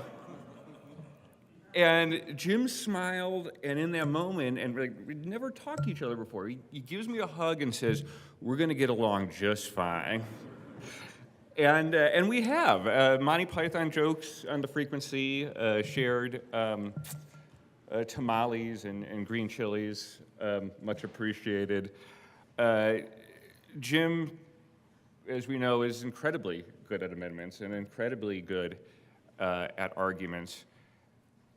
You have laid a few traps for me at this very well over the years. And there were a couple of times where after one of our fights on the floor, I'd sort of just muttered to myself under my breath that, damn it, sometime I'm going to lay a trap for Jim Smallwood.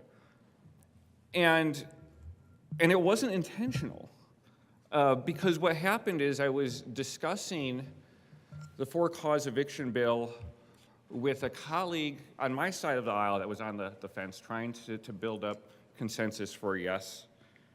And there was questions about, well, what do you do if you have a tenant that is problematic in their behavior to the landlord, and there hasn't been any legal case yet. There hasn't been, there hasn't been a court case that would meet what's in this bill yet. Sometimes there is harassment between, tenants and other tenants, or tenants and neighbors, and tenants and the landlord, that is absolutely a justified reason why you might not want to renew a contract, but there hasn't been a legal case yet, because oftentimes those things just don't boil into that sphere. So completely separated from this chamber as a whole and the conversations we have on the side, I'm thinking, how can we account for this in the bill? Well, it turns out there is statute that quite clearly defines harassment, and actually it defines harassment in lengthy detail. And the thought that I had was, this will be pretty simple. If a landlord could show evidence that the definition of this violation has been met, whether or not there's been a legal case, if there's reason to believe, if a reasonable person would say, yes, it meets the definition of CRS 18-9-111,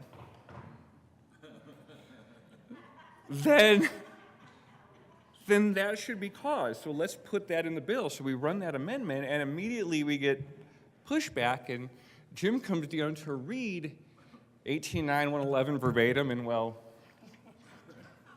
the rest is Colorado history. And I, much has already been said about Jim's faith, and my own journey with faith has been a winding one. It's of doubt and searching, but the searching part of me, who once muttering under my breath, God, sometime I got to find a way to get back at him. It was completely unintentional, but I had to walk away looking from that, saying, okay, thank you. Thank you for giving me that gem. And the last thing that I'll leave you with of my experience with Jim Smallwood is we ran a bill together that was a little bit of an interesting fight, because it was the lane filtering bill. And Jim was one of there were only a couple of picks I would have had to run that bill with. You were on that. I'm glad to have run that with you. But we're in our Senate committee hearing, and we had a stakeholder meeting with some opponents who, during that meeting, we talked about why some of their arguments simply weren't factually correct about what the bill actually did. And they agreed to scale back from those talking points, and then the next day we're in the meeting and those exact same talking points are being said verbatim. And I was frustrated, I was disappointed, I was probably turning red, and I was biting my lip to just not say anything because I was really angry. And Jim just leans over to me. There's a scene from our favorite Monty Python movie where there's this sham of a trial, and Jim leans over to me and repeats the arguments from that trial. If she weighs the same as a duck, then she's made of wood. And if she's made of wood, she's a witch. Let's burn her. And if you know the context of that quote, all I could do is laugh. I was angry as hell, but all I could do is laugh in that committee room. So, Jim, thank you for that, and thanks for the time we've had together. Senator Priel. Thank you, Mr. President. So, Jim Smallwood, I do remember the first time I actually heard of you, because we both served 8 years here in the state Senate. He had a Douglas County primary, and once he won the primary, he didn't have to worry about the general. And I got a call from him after he won his primary. I was like, hey, I'll come up and walk. And I called him a couple times, 3-4 times. I never got a call back for that afternoon or for the rest of the election. And it was no big deal. I had help, but he did make up for it, and he helped me knock doors 4 years later. Which, by the way, he's a very good door knocker. We sat next together for a number of years, right over there with former Senator Tate, and had a lot of really good laughs. I do take credit for him actually driving a Tesla, because I had already had one by then, and he was constantly complaining about his Audi was always in the shop and always in the shop. And I kind of explained to him a little bit of like the business model of certain businesses that sell cars and certain brands, and kind of the benefits of like the electric vehicle design, so on and so forth. So I think he's a convert, and I think rumor has it I even got you to buy some shares in a certain company as well. So I remember him telling me he bought enough to recarpet your house, was it? So anyway, you know, there are not many people down here you work with that you know you'll be friends long after. And I count Senator Tate and yourself, Senator Tate and Senator Smallwood as two of those folks. I've marveled at his ability as it's grown in the well to channel a certain senator from El Paso County, and yeah, you've really grown. I mean, this side of the aisle is very fortunate that you are not going to continue on another 4 years, because you would fill some pretty big shoes. Many of you may or may not know this, but he's a beekeeper. He's actually a big beekeeper. This came up in some of the neo-Nick battles that we had prior years, so on and so forth. And I will never forget him on a certain bill this year talking about harassment and the apparent problems he had. He's apparently a horrible landlord because he got really harassed, and it's still with him, to this day. But Jim, Senator Smallwood has been great, and he's been very gracious in the ribbon he has taken, and especially about the gated community of Douglas County. So you will be missed, and I hope we stay in touch, and I hope we play golf or do some other things now and then, and tell old war stories from our time in the chamber. Thank you so much, Jim, for your service to the state of Colorado. Senator Liston.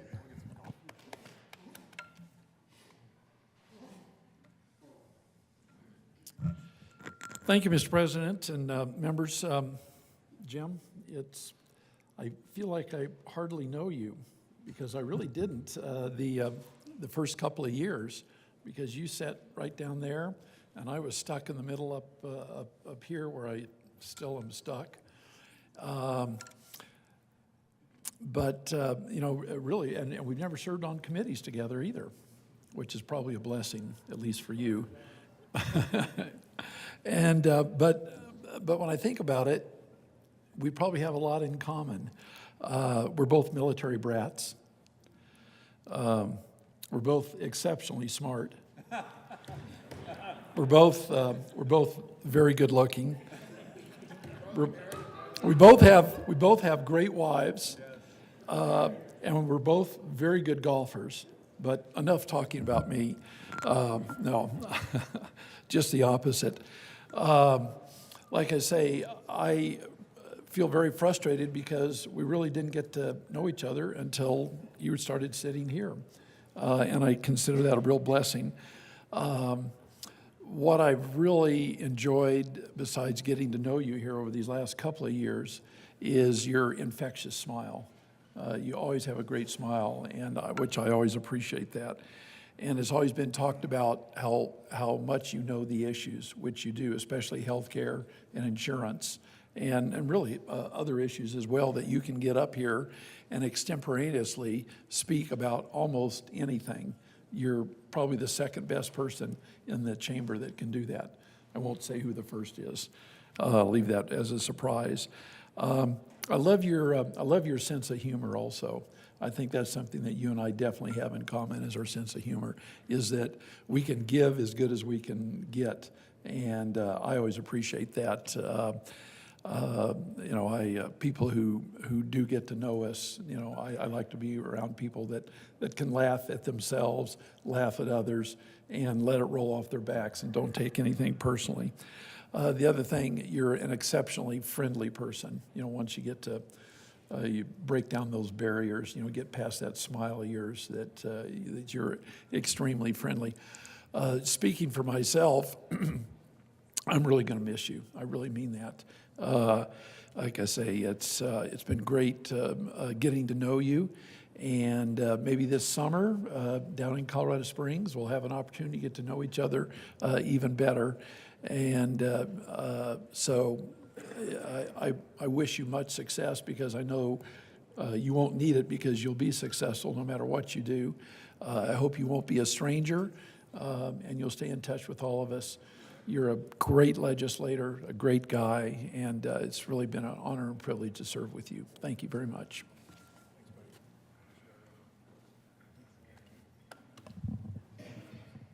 Senator Michelson Janae. Thank you, Mr. President. Well, well, well. So you're all thinking, she's been in the Senate for all of a year. How does she know Jim?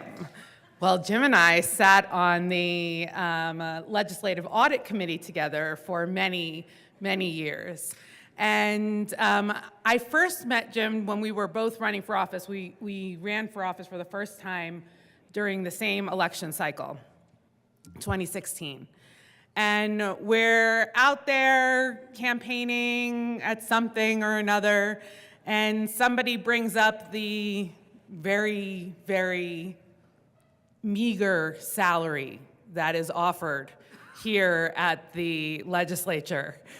And Jim stands up and says, I don't need my salary. I could donate my salary right back to the state of Colorado.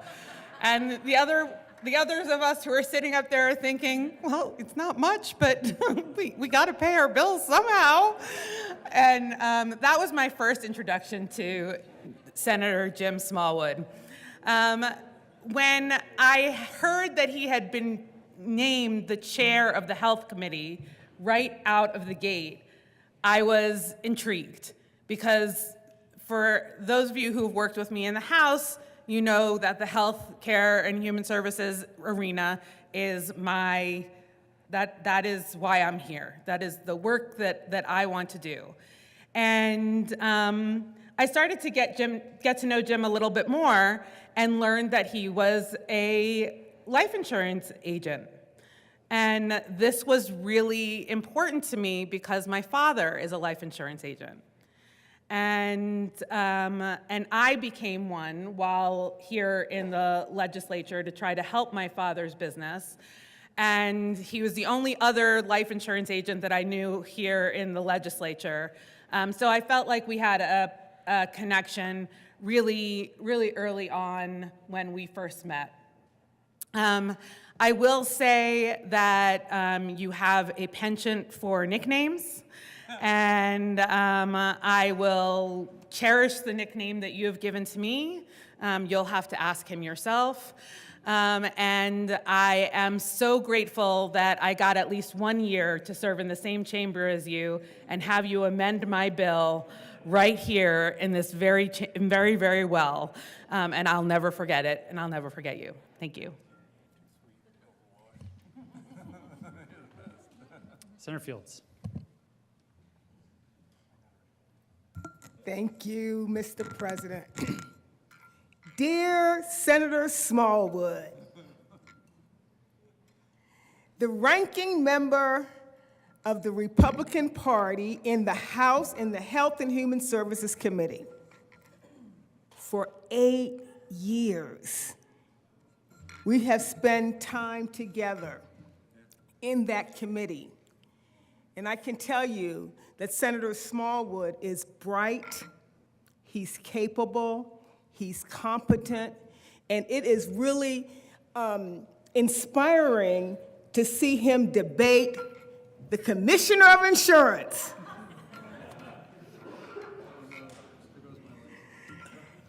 Whenever we had a department head come into the committee and they were doing, it could be a smart hearing, whenever they showed up, they had to respond to the questions of Senator Smallwood. He knows his stuff, and they think they know their stuff.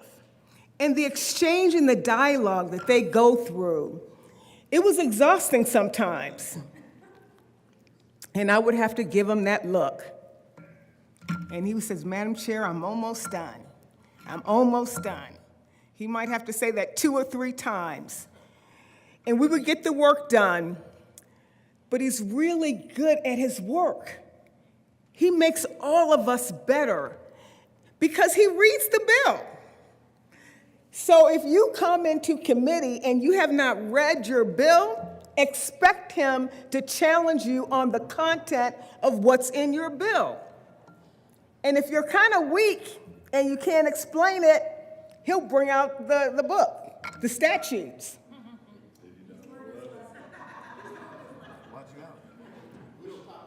He'll open it up. He'll refer to it. I've seen him debate a bill with one of our lawmakers where they had to eventually pull their amendment because it wasn't ready. It wasn't mature enough. So they had to withdraw their amendments. This is a regular tactic that he has. When I think about a politician, a lawmaker, he will get you to amend your bill. I would be a yes, but you need to do this or you need to do that. I've done it. I did this and I did that. And he still was a no. But it got the bill better, even though I didn't get his yes vote. It did make the bill better. But just the art of what he does to amend a bill. He just amends just about every bill. But he does say yes sometimes, especially if his name is on it. If it's his bill, he's not going to amend his own bill. And it does pass. He's a lawmaker that I can trust. When I need some expert advice or some additional information, or if I want to lobby a bill that's important to me, I will go to him as the ranking member because I respect his opinion and I want him to be an ally with me. And the one thing I can remember the most about how we've interacted together is on my maternal health bill. And the maternal health bill, it did pass, it is law. But one of the things that was in that piece of legislation was to have an actuary study. And that's before we do any law regarding public health, any health bills. We have to prove through his piece of legislation that it's going to have benefit. If it doesn't have benefit, and the governor approves it, then it's probably not going to be approved by the governor because he wants to have that forethought. He wanted us to be proactive to make sure we weren't just passing legislation as it relates to affordability with health care and it wouldn't prove to be beneficial. And I was able to put that in the bill because I knew I had to have it, and it was there. But we should look at the body of his work, Senator Smallwood. We've done conferences together, and he brings his perspective, I bring my perspective. He knows a lot about insurance. He knows a lot about prescription drugs.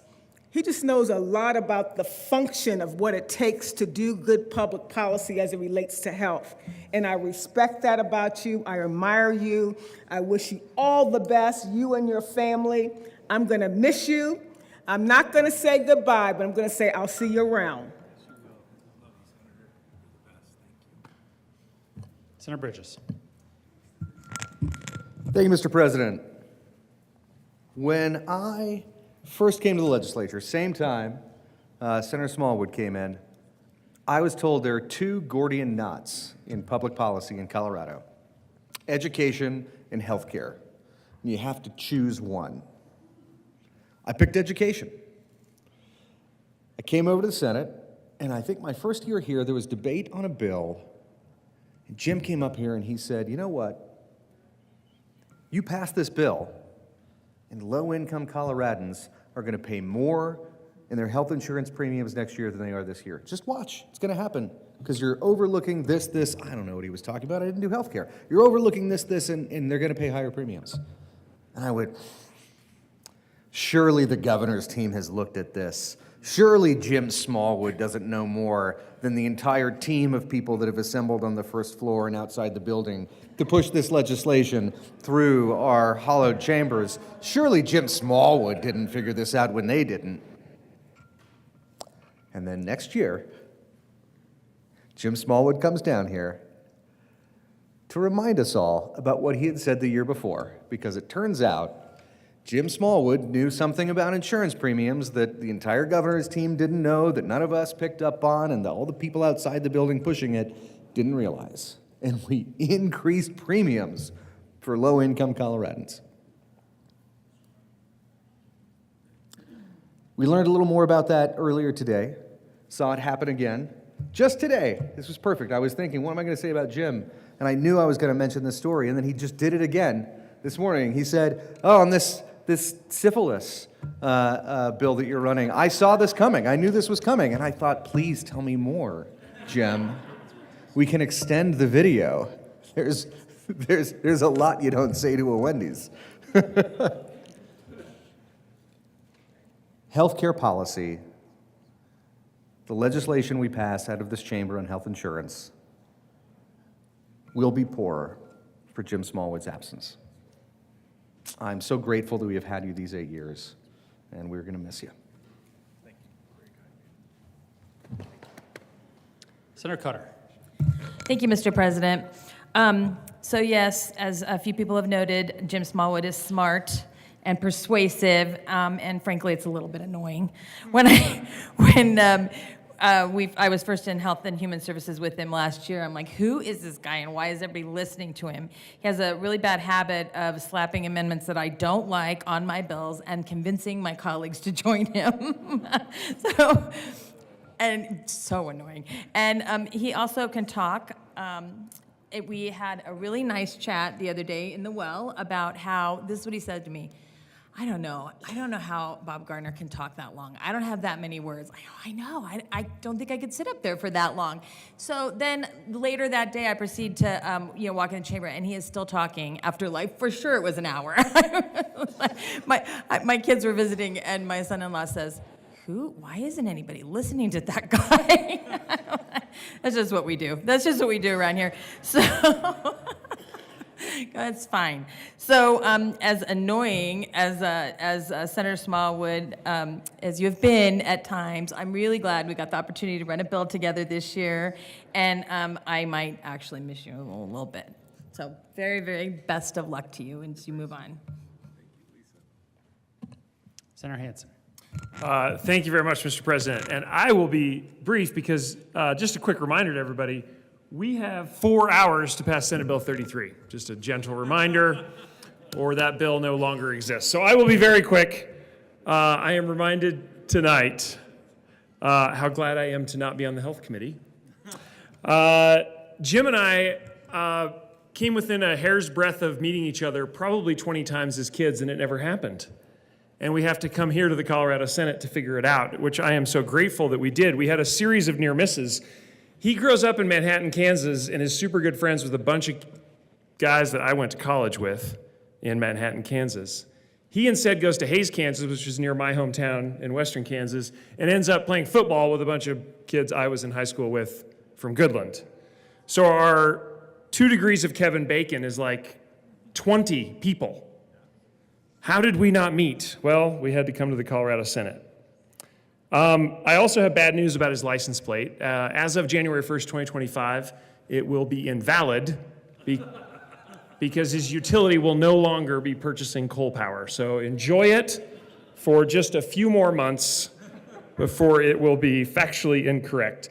The next point I need to make is I may have some inside knowledge of the Great Rubber Band Ball caper. Where mysteriously the ball disappeared. Jim's rubber band ball security was not good. And it might have disappeared for a while. It was taken hostage. There were ransom photos. But it all ended on the up and up. and his super secret proprietary core beat us again. Yeah. Final point, my favorite Jim Smallwood amendment. I know it's hard to choose. There have been so many. How about the one where he got all of us, and when I say us, the Democratic caucus, to realize that we had the wrong definition of family in family? Number one amendment from Jim Smallwood. I'm going to miss you, my friend. Senator Gardner. Thank you, Mr. President. Well, Jim, a lot's been said about you. All of the bad stuff was true.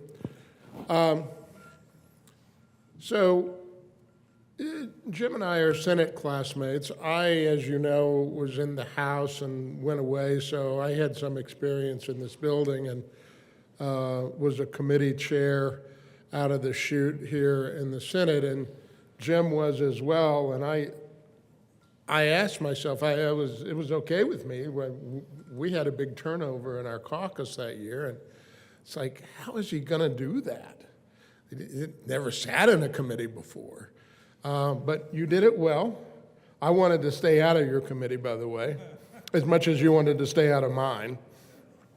And I don't recall what disagreement we had about a bill in our first term, but it had to do, I don't know, I think with the very wealthy people in Douglas County as opposed to the relatively poor people in El Paso County, to which I said to him one day, and this has stuck with me, you know, if you live in the gated community of Douglas County in which you have to flash a card to get through the gate, you wouldn't think, I guess you'd think that, but, you know, we poor people. But then Jim said, I used to live in Colorado Springs. And it turns out he and I lived there at the very same time. And we're very close in age. Jim pointed out the other day that he was riding his tricycle while I was marching at the Air Force Academy. So we're very close in age.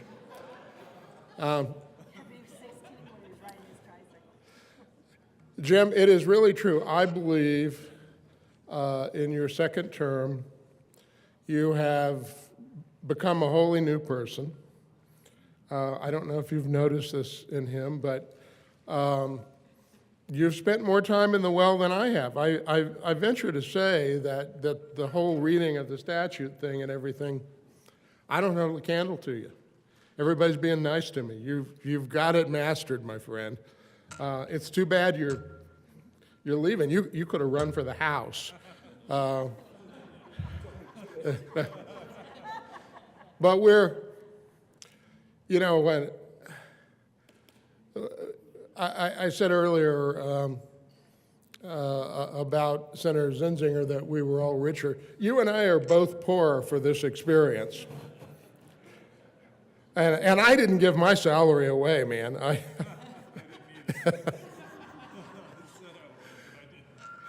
So I say I tried to stay away from health care bills. You probably can point out some that I didn't stay away from. My favorite calls were when Jim Smallwood would call me up. He, like many of us, has some constituents who are malcontents.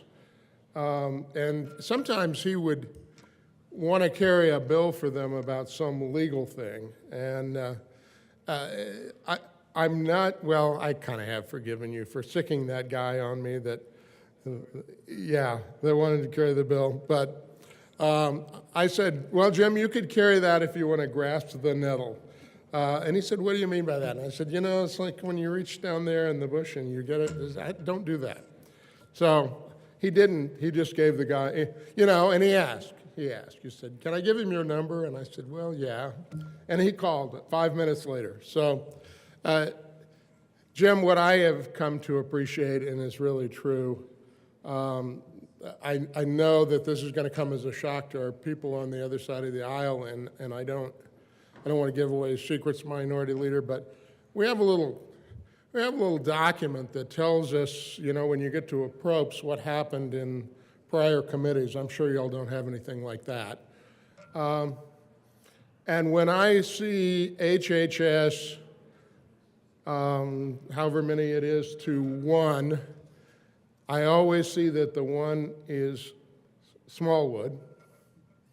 And just without exception, unless it's my bill, I take that to the bank, so to speak, or to the credit union. And because I know, although I do have to say, I can't imagine what it's like to be married to him, because the thing he does really well down here, and he did it today about syphilis of all things, is, I told you so. Does he do that? I told you so. Maybe that's why he'll stay. He only comes down here and does it because he does. And it's accurate, and when you've been here a few years, when he says this is going to cost policyholders in Colorado more money, you can truly take that to the bank, and that has been what I've relied on you so much for. And your infectious smile, the fact that, I don't know if your motto is never let them see you sweat, but you never let us see you sweat. And I love you for it, I admire you, and I'm going to miss you.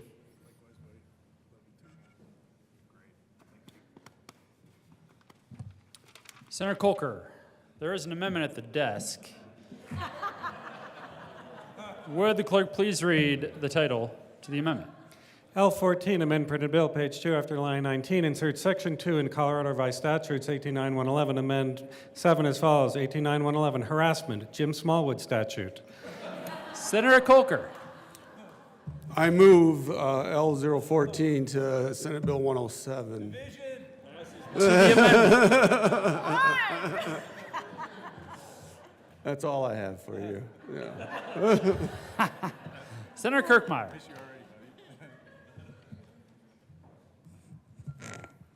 To pull these down. You know, a few weeks ago, I heard Senator Smallwood stand up and say, "I'm not trying to be dramatic." And I'm thinking, as I'm sitting in my chair going, seriously? Seriously, I'm not trying to be dramatic. Just a second. Hello? Hello, Office of Saving People Money. Do you remember that? I do. Remember? You remember? Hello, Office. You were doing that. Wasn't that what you were doing? I'm sorry. I'm sorry. Yeah, right. So Jimmy C, Big Jimbo. I heard another name for you tonight, Big Jimbo. Jimmy cracked corn and no one cares. I need you to kind of turn around because I know this is your bad ear. I want to make sure you hear me. I can hear you. Yeah, can you? I sat next to Jim now for 2 years, and I'm on the side where he can't hear. That's it. You know? And so he thinks he can sit there, and he turns his back to me all the time. So I've gotten into the habit of just smacking him on the back of the head. It's like, Smallwood, I need to get your attention. It works. You should all try it. It's actually pretty fun. Yeah, now I tell you. Jim Smallwood has a wicked, wicked sense of humor. I think we all have experienced it. And every once in a while, he has words of wisdoms or things that he thinks are like extremely smart things to say. Like last year, we were about 4 days into the session. I come walking in, Smallwood's standing there. You know, he does that with his arms crossed. Everybody got it? Yep. He does that. He's standing there and doing this. And I stand next to him, and he looks down at me. And he says, "Barbara Kirkmeyer." And I'm like, "Yeah." And he looks around, and he goes, "Do you realize you're the shortest person in our caucus?" As he's standing there, it's kind of something like, you know, he's like this. "You're the shortest person in our caucus." And I looked at him and I said, and what's your last name?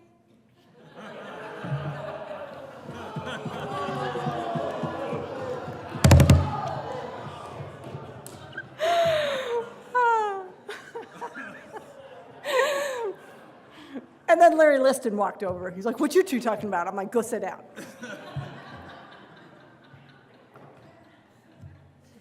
Jim has done a phenomenal job of being our caucus chair. He is remarkable at being a caucus chair. He's very good at trying to keep us all in line. He's been our caucus chair since I've been here. So 4 years? 4 years at our caucus chair. Good news is, he only requires my assistance once a week to help him run that caucus meeting. You know, sometimes he doesn't like to call on me, so I just have to talk and take over. It's not hard in our caucus. But yeah, imagine that. But only just once a week, that's all, once a week. We only have caucus once a week. So anyways, there, I think, have only been really, truly 2 times that you have disagreed with me. Dramatically disagreed. There's been some others where it's kind of iffy. And Simpson is the one who's usually getting me into trouble on that. But 2 times where we disagreed. It only took me 2 years to come back and get that prior authorization bill passed. I won. Just saying.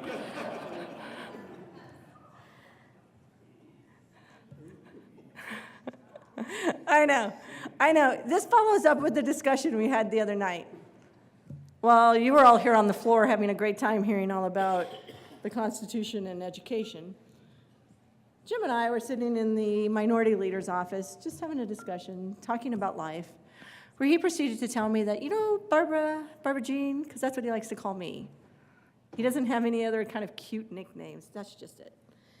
And I'm like, what? And he goes, you know, you can be kind of condescending sometimes. I'm like, no, I can't. I'm like, I'm not condescending. And he's like, yes, you are. And he starts arguing with me. And I'm like thinking, I don't lose a lot of arguments. And I'm just staring at him. And he's like, no, he goes, I'm not saying all the time. You know how he does that? Like now he's trying to be charming after he told me he thinks I'm condescending at points. And I'm like, really? So I'm sitting on the couch, he's sitting in the chair, and I yelled for Tim.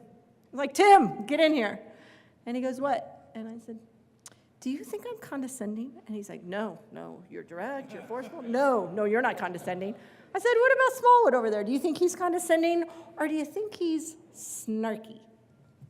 What do you think the response was? Well, he can be pretty snarky sometimes, right? Smallwood can't believe this. He's like, no, that's not true. And I said, wait, watch. Jason, get in the office. And Jason comes walking in the office. I said, do you think I'm condescending? He's like, no, Senator, you're not condescending. That was a really good answer. Because Smallwood's over there going, what? Wait a minute. I said, but how do you feel about Smallwood? And he goes, oh, no, he's not condescending. I said, see, you're not condescending, Jim. I said, but do you think he can be snarky? And he goes, well, he can be a bit sarcastic at times. I thought, well, that would be snarky.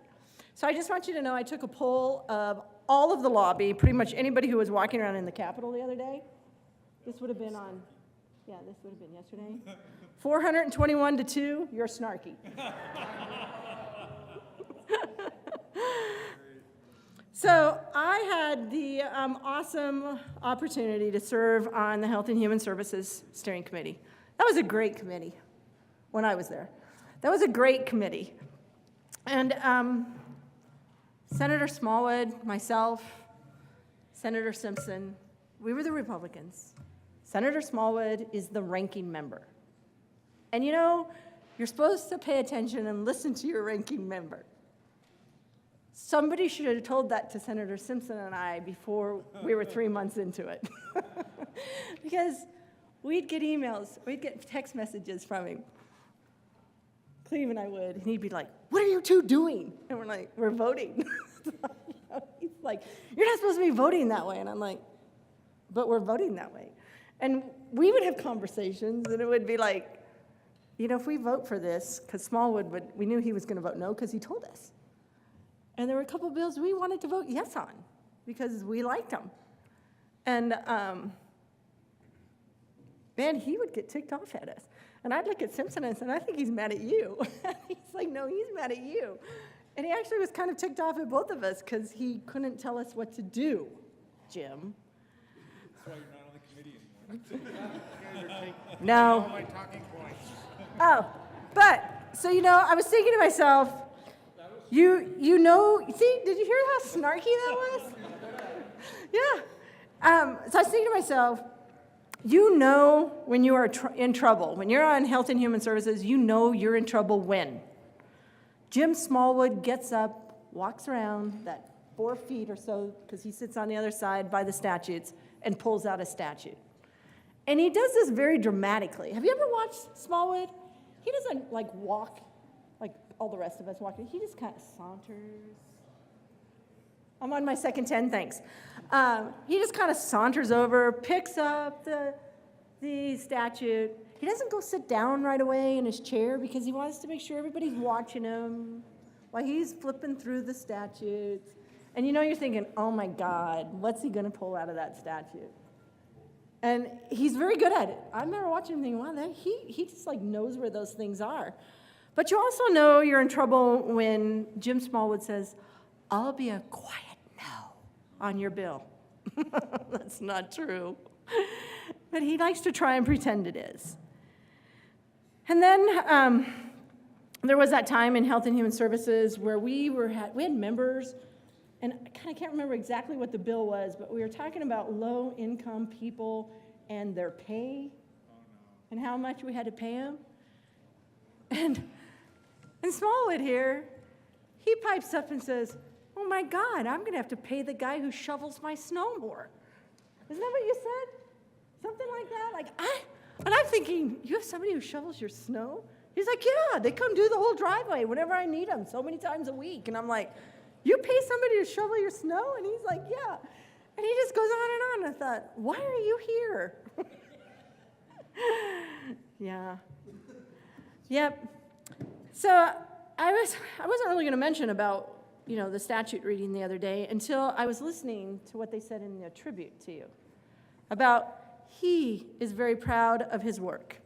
In fact, Senator Smallwood is so proud of his work down here, he is changing his license plate to read 18-9-111. Because we heard it's going to expire, so now you got to change it to that. But ask Frank, he knows how to do stuff like that. Anyways, I'll wrap it up by saying thank you. Thank you for being that guy I could go to and ask pretty much any question, not even always about human services or health services, but just questions about things just to get your input, just to find out kind of your perspective on it. Thank you for being that guy that I could go to. Thank you for being that guy, as I was rounding the corner, you'd grab me and say, don't do it, Kirkmeyer, don't do it. And I'd think, oh, I probably shouldn't do it. And I'd go sit back down. Thank you for being that person, for looking out for me. I really sincerely appreciate it. I respect the heck out of you, man. You are the guy that knows everything about health insurance. I'm not sure why you haven't done a 17C a few times, but you're the guy. And, everybody said you're smart. Your laugh is infectious. Your smile is great. You're probably one of the best dressed guys down here, even when you wear that ascot. But I sincerely, I appreciate and respect you. It has been wonderful to be able to sit next to you. I've felt like our friendship has really grown. We've had some great talks about all sorts of things. You are just a very good person inside, and I am so honored to be able to know you and call you friend. And I have your phone number, so you're going to have to call and talk to me. I just really appreciate you. Thank you so much. Love you.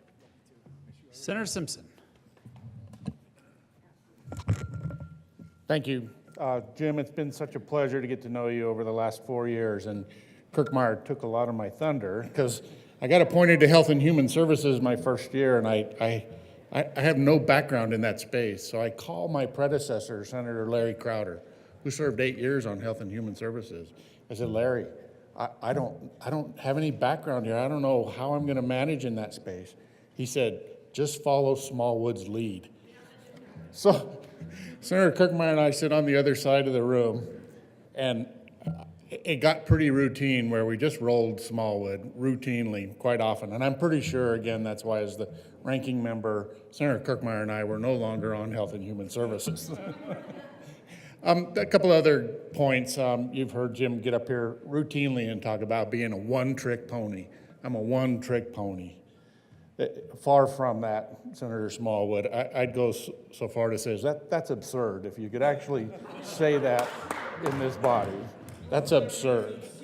A couple other points quickly. I'll never forget the discussion he had here in the well 2 years ago, describing the horrific boating accident he had in Lake Powell, where a hand in the prop really lost a finger. And he was rushed to Grand Junction Medical Center, trying to find somebody to donate a finger to him. Ray Scott was absolutely a no, wouldn't donate. Matt Soper wouldn't donate.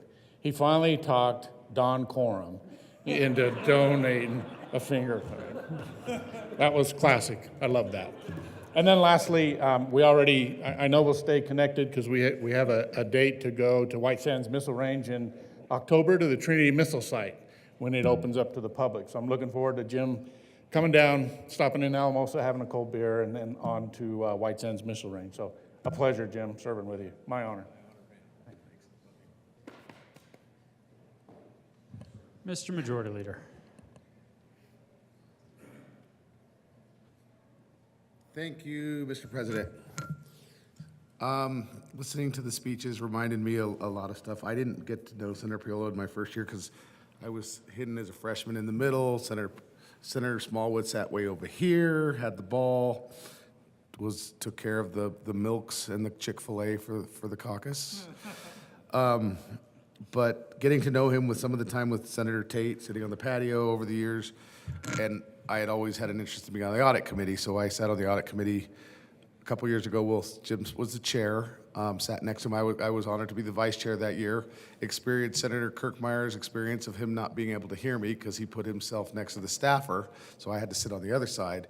And as many of my caucus know, whether it's a caucus lunch, I'm not the one you want to sit next to because I just distract you anyway, so it probably worked out good for him. But some of the things that I learned, and one of the wisest things I heard as a legislator sitting next to him in some of the audit presentations, because he'd ask questions, and we would do things, and somebody would say there's problems with audits, and how would we fix this? And it's something that struck to me that I've taken with me in my last couple of years at the legislature was at the well, as he was talking to one of the departments, he's like, I don't think we can do this. And Senator Smallwood, as the chair, says, well, this is the legislature. This is where we make the impossible possible. And he leaned over to me and was like, I probably shouldn't have said that on the mic. But it stuck with me because in some ways that is true here. Whether that's good or bad, that's to remain to be seen. But, that started a friendship and relationship that grew over the years. The last couple of years, I carried a bill to fix one of his bills. He'd carried the occupational accident bill, and I had to fix it for him because we were the two insurance guys. And then we carried some healthcare bills, which I generally never want to go to the healthcare committee. And having Paul is a strong advocate, I didn't know I could have got the work done by bypassing him with Simpson and them, but now I'd learned that a little late. But, just the relationship we've had over the last few years has been great. You sitting in the middle, we've gotten close. We do joke together. I will take the credit for the video that was played earlier. The president had clipped that, shared it with everybody, and then I had somebody, can anybody make this funnier? And who knew that they could? And I sent it to him, and I think you were at the Republican convention that night. And I'm calling him, I was like, I just have to share this with you before I put it out, and I won't tweet it. Obviously, it's probably going to get tweeted now. But, yeah. But it's been an honor working with you. You've earned my respect, your honesty, critiques. You've encouraged me as I'm here. I don't know whether I should thank you or not, because where I'm at has some of what you said. I am excited to have learned at the well the secret poll you and Senator Lundin did amongst all the Democrats that I didn't know until you disclosed it at the well. It's always a fun thing, and I was like, that's what that conversation was about. But I wish you all the best. It's a pleasure meeting your wife. We're sorry to send you back to him more often now. But buddy, it's been fun, and I hope you are one that comes back and visits, and maybe we can get some golf in or something this summer. So.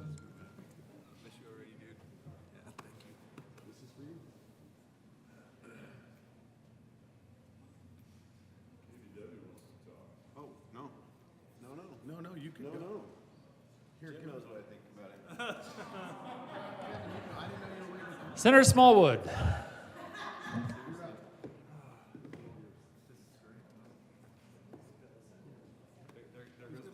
goes my whole stipend. I was going to just pull out it and start reading. Colleagues, yeah. You know, I've waited 7 years for this day.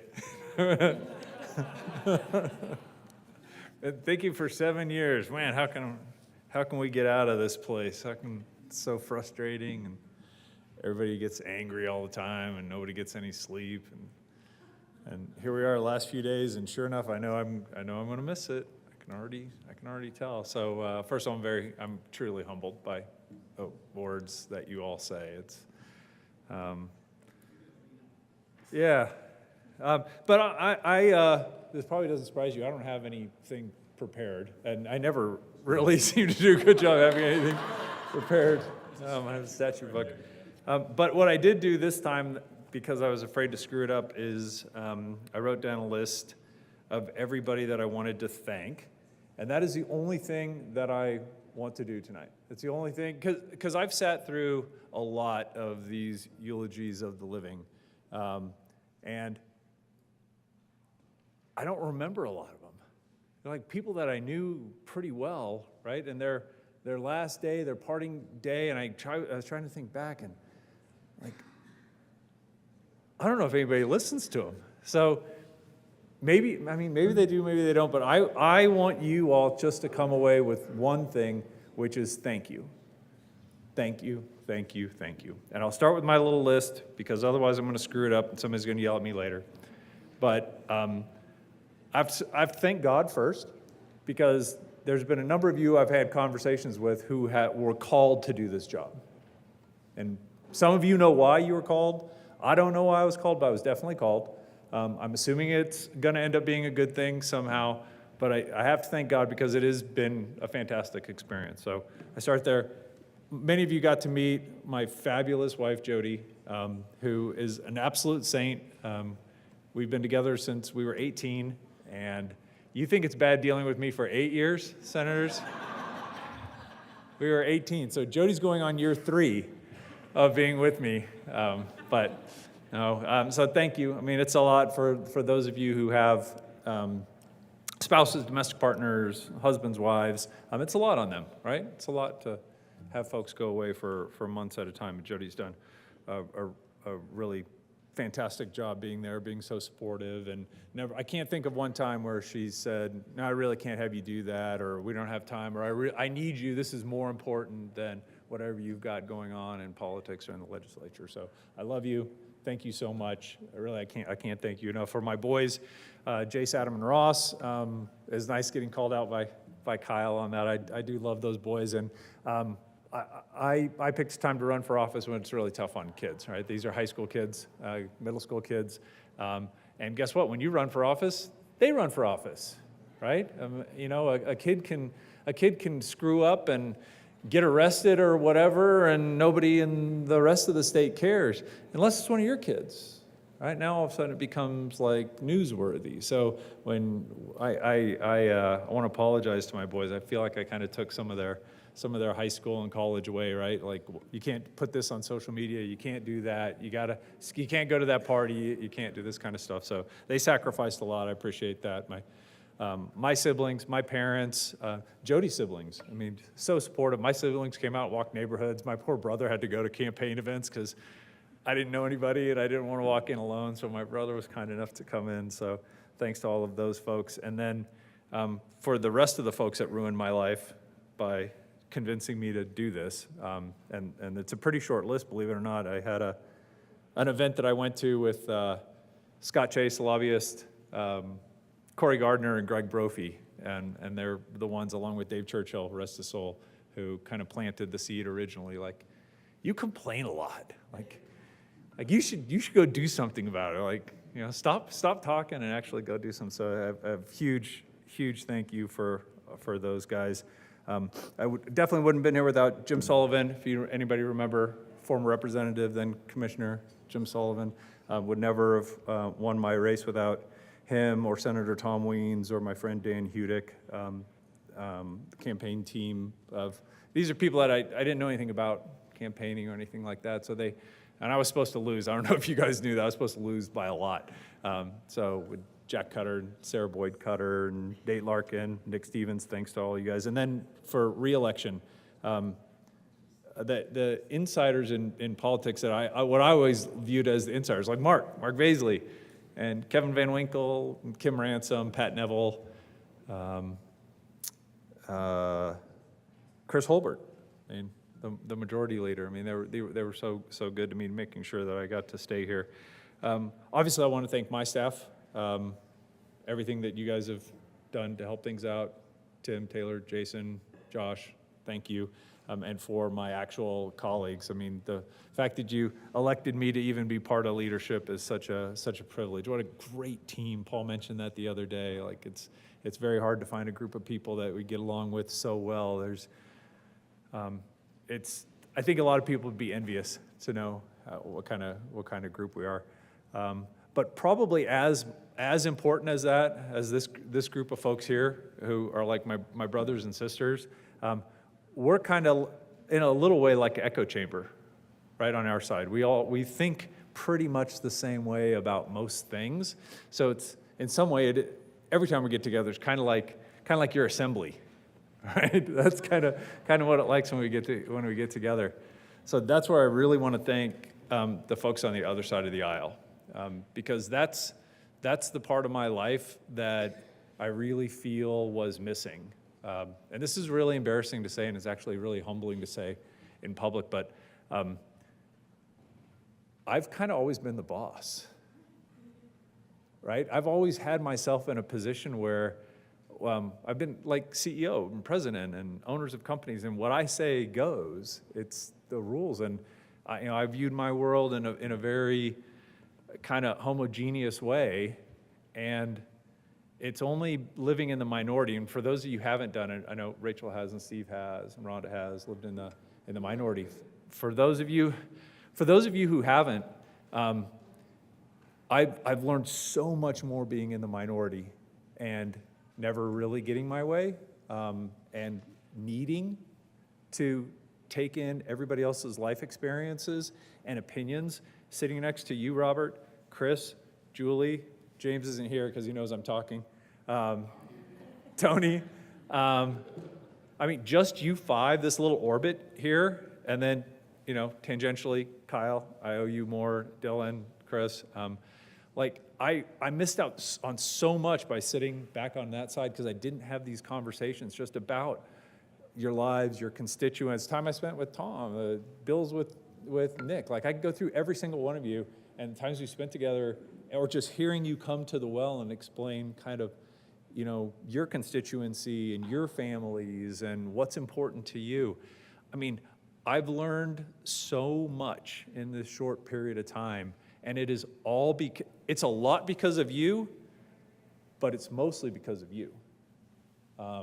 And I don't know, maybe that's why I was called, is that, somebody somewhere saw that I was on a path to where if you don't think the way I think, then you're either wrong or you're dumb or you're bad. And you can't, I don't think, Julie, I was calling you out multiple times. Thank you. Thank you. You made me better. You made me a lot better. So, one second, don't anybody stand up. Dang it. So close, I'm down to my last 5 seconds. Yeah, so that's it. So thank you. Thank you. I have a list of every one of you that I owe a thank you to, and many of you that I owe an apology to. So I'll make sure and send that to you, but I very much appreciate it. It's been an honor. It's been an absolute thrill. I owe it all to you all. So thanks. God bless you, and we'll see you guys soon. So.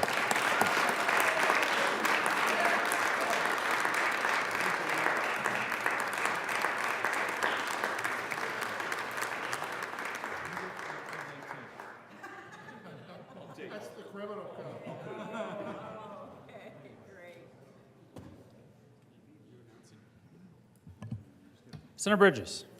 Thank you, Mr. President. Probes will be meeting in about 30 seconds. Upstairs, we'll be hearing only the 2 Senate bills. Let's roll.